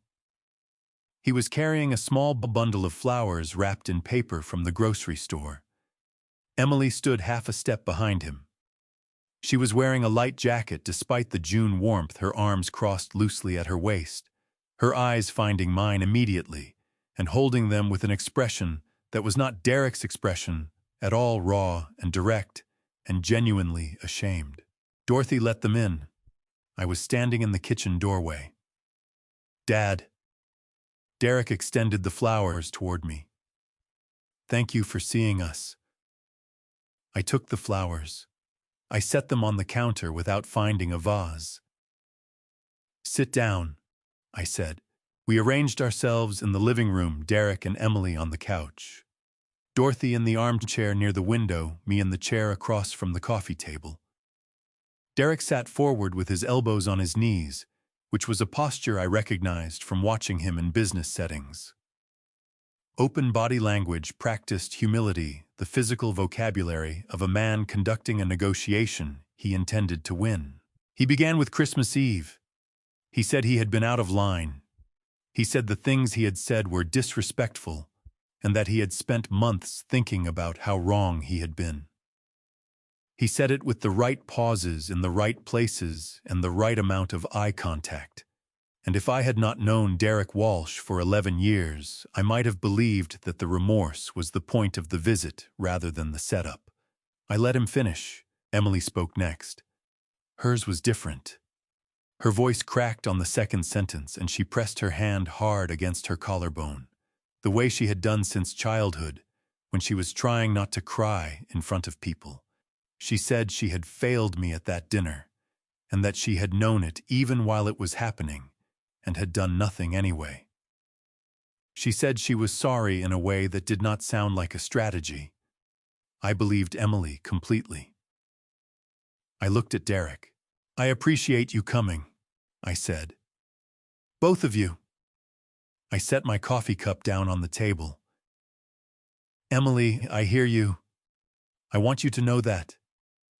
I looked at my daughter for a moment, at the woman she was, when she was not performing for her husband's benefit. We will be all right. You and I will always be all right. Emily's eyes filled. She pressed her lips together and nodded. I turned to Derek. Kjærken. I said, I'm going to say something honest, and I need you to hear it the same way. I kept my voice level and unhurried. You did not drive here today because you are sorry about Christmas Eve. You drove here because the financial picture has become uncomfortable, and you are hoping that a Sunday afternoon and a bouquet from the grocery store will reset the arrangement we had before December 24th. I paused. That arrangement is over. It was over the moment you told a restaurant full of people that I lowered the quality of any table I sat at. Derek's jaw tightened. His open forward posture did not change. He was too practiced for that. But something behind his eyes recalculated. That's not why I came, he said. I think it is, I said. And I think somewhere underneath all of this, you know it too. I leaned forward slightly. You are a capable man, Derek. You have a real career and a real income and a family that deserves your full effort rather than the portion of it left over after you have worked every other angle. I held his gaze. I genuinely hope you figure that out. But I am not going to be part of the calculation anymore.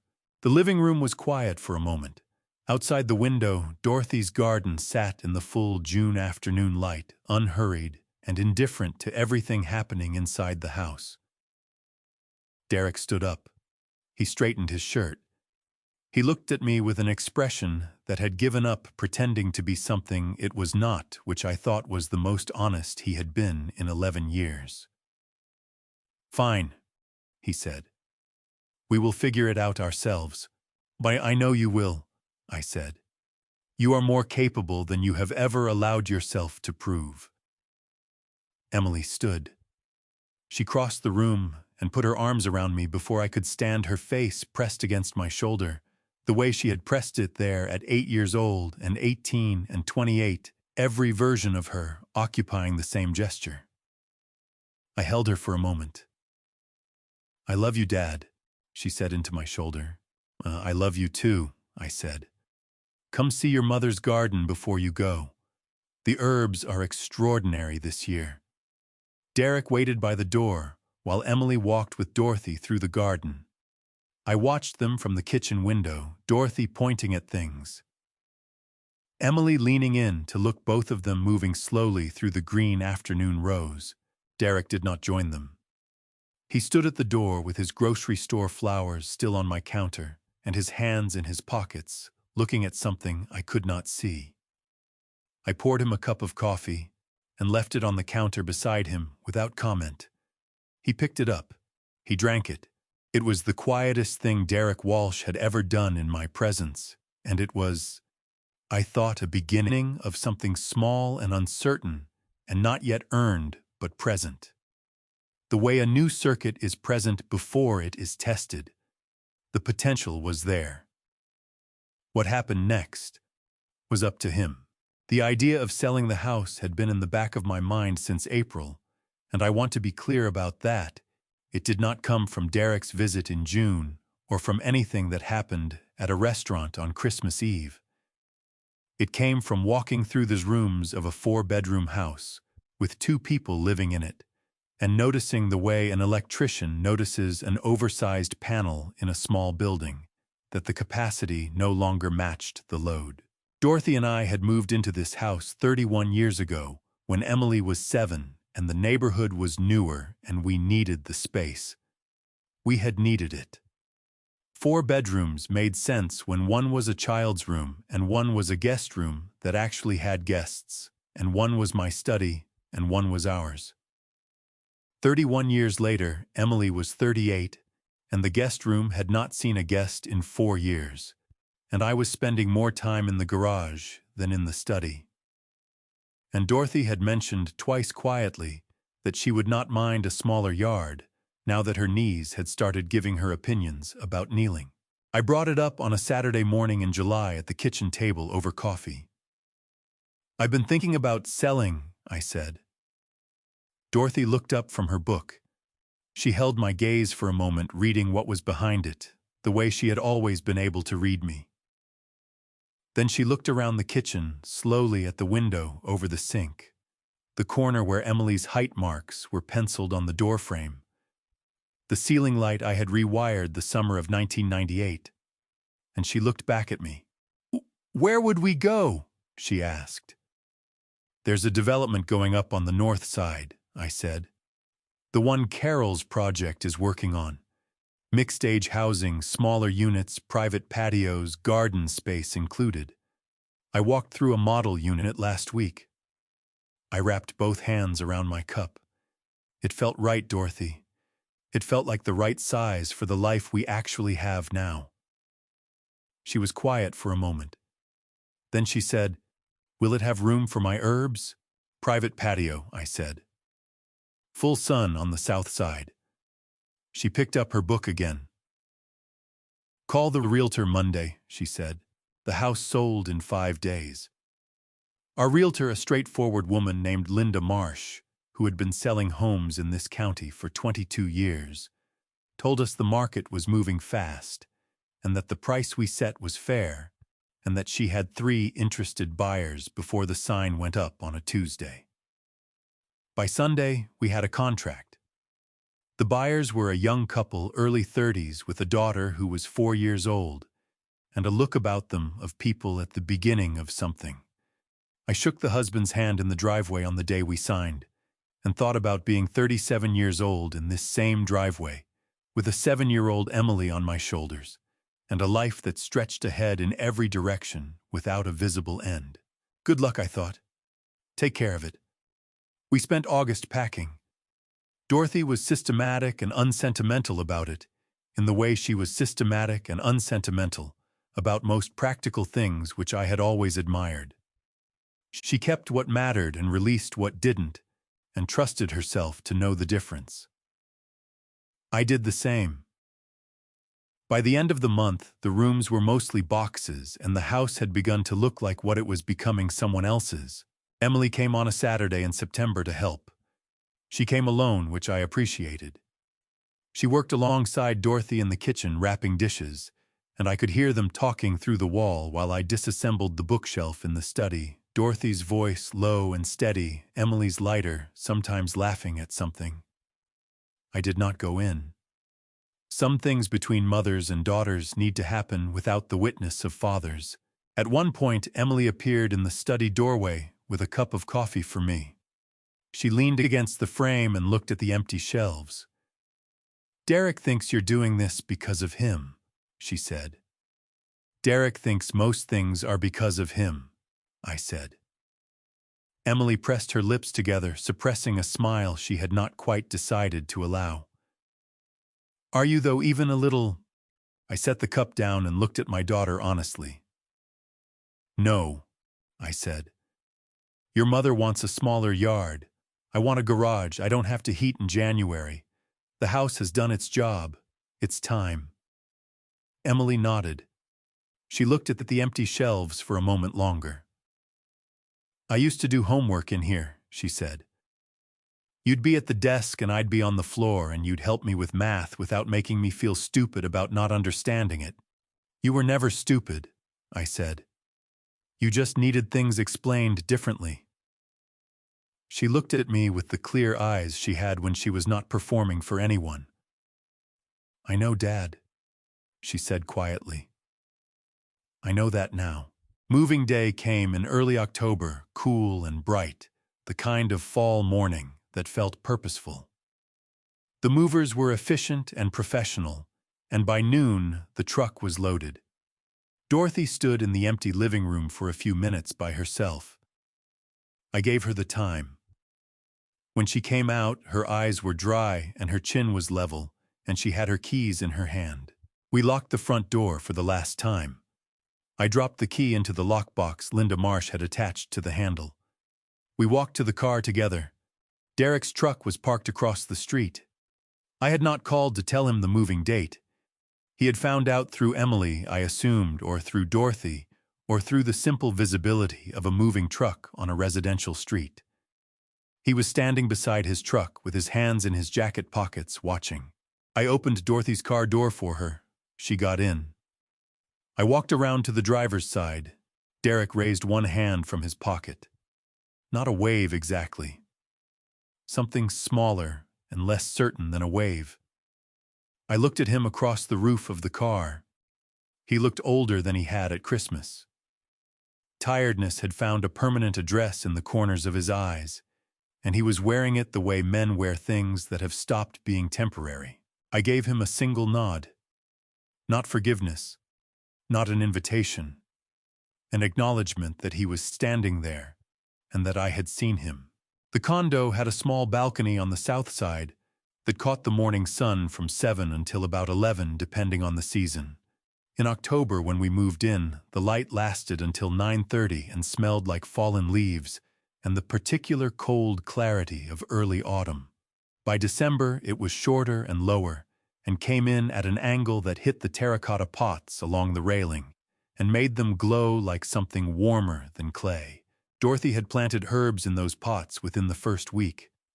Rosemary, thyme, one ambitious basil that had since surrendered to the November cold, but that she had not moved inside. I noticed as though she was giving it one last chance to surprise her. The tomato plants from the summer had long been cleared away, but she was already planning next year's varieties, which I knew because she had circled things in a seed catalog that appeared on the kitchen table sometime in November, and had not moved since. I was sitting on the balcony with my coffee on the second Saturday of December when Ray Donahue came through the front door with a paper bag from the bakery 3 blocks over and the comfortable ease of a man who had been given a spare key and understood exactly how much that meant. He pulled the second chair close and sat down and opened the bag on the small table between us. Inside were 2 cinnamon rolls the size of a man's fist, still warm, wrapped in parchment. He handed one to me without asking. I took it without thanking him because we had been past the formality of thanking each other for small kindnesses for 20 years. We sat together in the December morning light and ate our cinnamon rolls and drank our coffee and looked out over the courtyard below where a maintenance man was stringing white lights along the bare branches of the ornamental pear trees that lined the path to the main entrance. He worked slowly and carefully, one section at a time, testing each strand before he moved to the next. I watched him and thought that there was a man who understood his job. "How's the consulting going?" Ray asked. "Wrapping up," I said. "Final report is due the 15th. Carol wants to present to the board before the holidays." I drank my coffee. It was good work. Complicated grid, a lot of legacy infrastructure that had been patched and repatched over 30 years without anyone sitting down and looking at the whole system at once. I shook my head slightly. You cannot patch your way to a solution indefinitely. At some point you have to go back to the panel and start from what's actually there. Ray nodded. He knew I was not only talking about the grid. "Derek and Emily," he asked. "Emily calls on Sundays," I said. "We talk for 20 minutes, half hour sometimes. She sounds steadier than she did in the spring." I turned my coffee cup in my hands. "Derek sent a text 2 weeks ago. Said he wanted to talk when I was ready. I haven't responded yet." "Are you going to—" I looked at the maintenance man below, who had reached the end of a section and was stepping back to look at his work before continuing. "Yes," I said. "When the time is right. I'm not in a hurry and I'm not holding a grudge. I just need to know that what he has to say is worth the conversation." I paused. "He'll get there or he won't. Either way, I'll be fine." Ray picked up the last piece of his cinnamon roll. "Frank Walsh moved back to Cincinnati," he said. "Maggie heard from Paulette. Apparently the Scottsdale arrangement fell apart when Derek stopped sending the monthly payments." I absorbed this without particular emotion. "How's Frank managing?" "According to Paulette, not well," Ray said. "But that's Frank's work to do, not yours." "No," I agreed. It isn't. Inside the condo, I heard Dorothy moving through the kitchen, the sound of cabinet doors, and the kettle going on the ordinary morning music of a household that had found its rhythm again. Smaller than before. Quieter. Exactly the right size. My phone buzzed on the table. I looked at the screen. Tyler was calling on video. I answered it. His face filled the screen, hair going every direction, gap in his front teeth, now partially filled by a new tooth that had come in at a slight angle and that his orthodontist had already noted. Behind him, I could see the kitchen of Emily and Derek's house, a half-decorated Christmas tree visible through the doorway. "Grandpa." He said it the way he always said it, with the total satisfaction of someone arriving exactly where they meant to be. "Hey, Bud," I said. "Merry almost Christmas." Merry almost Christmas. He held the phone too close to his face, the way children held phones, so I could see mostly his forehead and one eye. "Grandpa, we got a real tree this year. Daddy said we were doing it ourselves, and we went to the lot on Henderson, and I picked it, and it's really big. Mom says it's too big, but Daddy said it's fine." I looked at Ray. He was watching the screen with the expression of a man who found 9-year-olds reliably entertaining. "What kind is it?" I asked. "A Douglas fir," Tyler said with complete authority.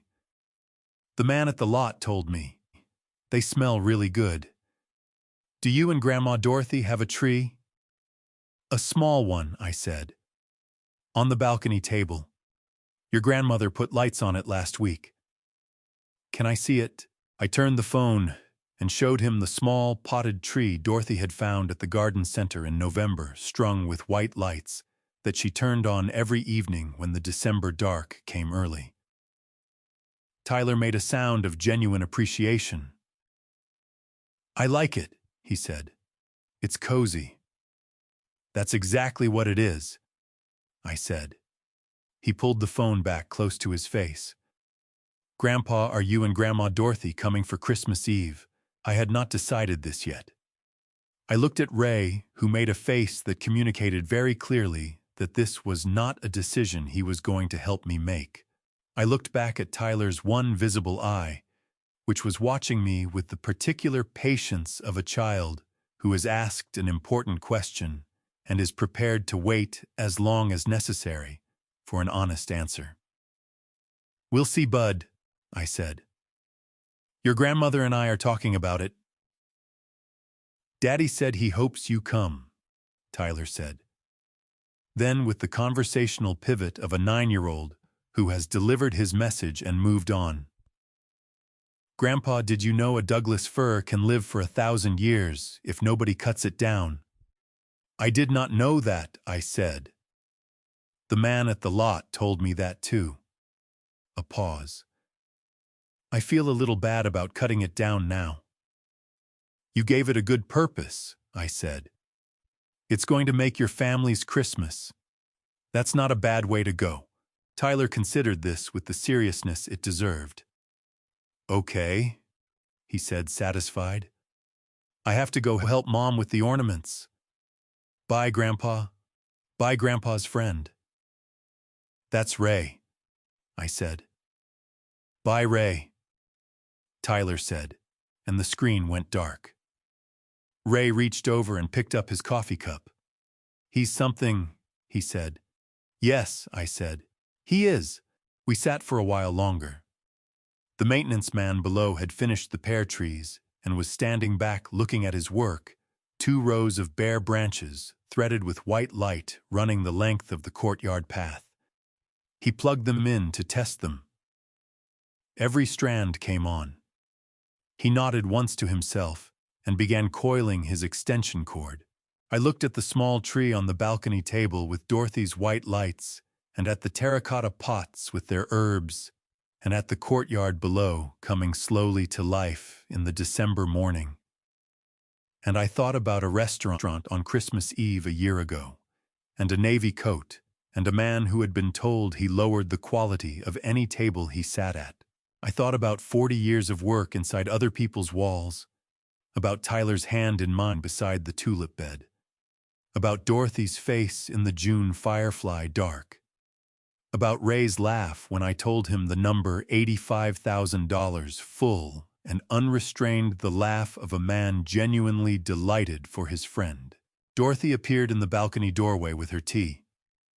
She looked at the courtyard lights and made a small sound of approval. She pulled her cardigan tighter and leaned against the doorframe. "Maggie called," she said. "She wants to know if we're coming for dinner tonight." "Tell her yes," I said.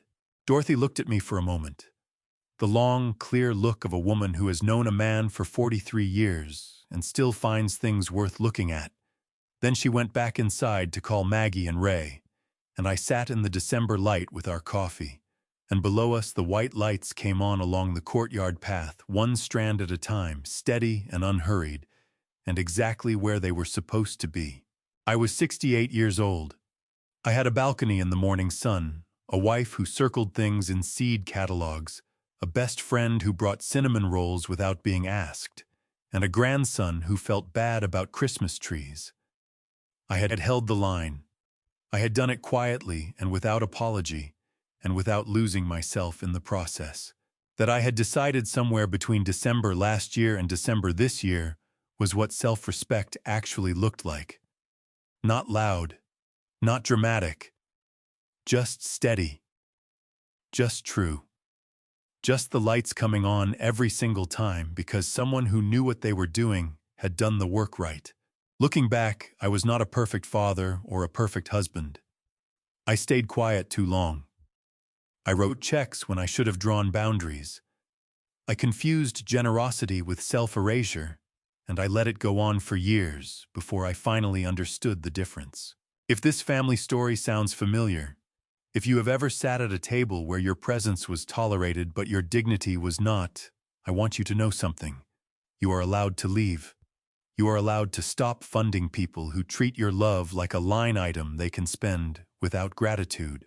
I believe God puts certain moments in front of us, not to break us, but to show us exactly how strong we already are. That December evening showed me mine. My personal opinion: dignity is not something anyone can give you.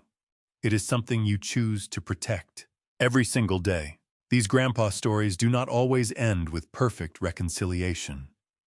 Sometimes they end with a smaller table, a quieter house, and a cup of coffee on your own porch, and that is enough. That is more than enough. This family story taught me that peace is not found by keeping everyone comfortable. It is found by finally being honest. If this grandpa story moved you in any way, I would love to read your thoughts in the comments below. Share this with someone who needs to hear it today, and subscribe so you never miss a story that matters. Thank you sincerely for staying with me until the very end. The stories ahead contain some fictional elements, created purely to carry a meaningful message. If that is not what you are looking for, no hard feelings, find the content that speaks to you best. But if you are staying, I am glad you are here.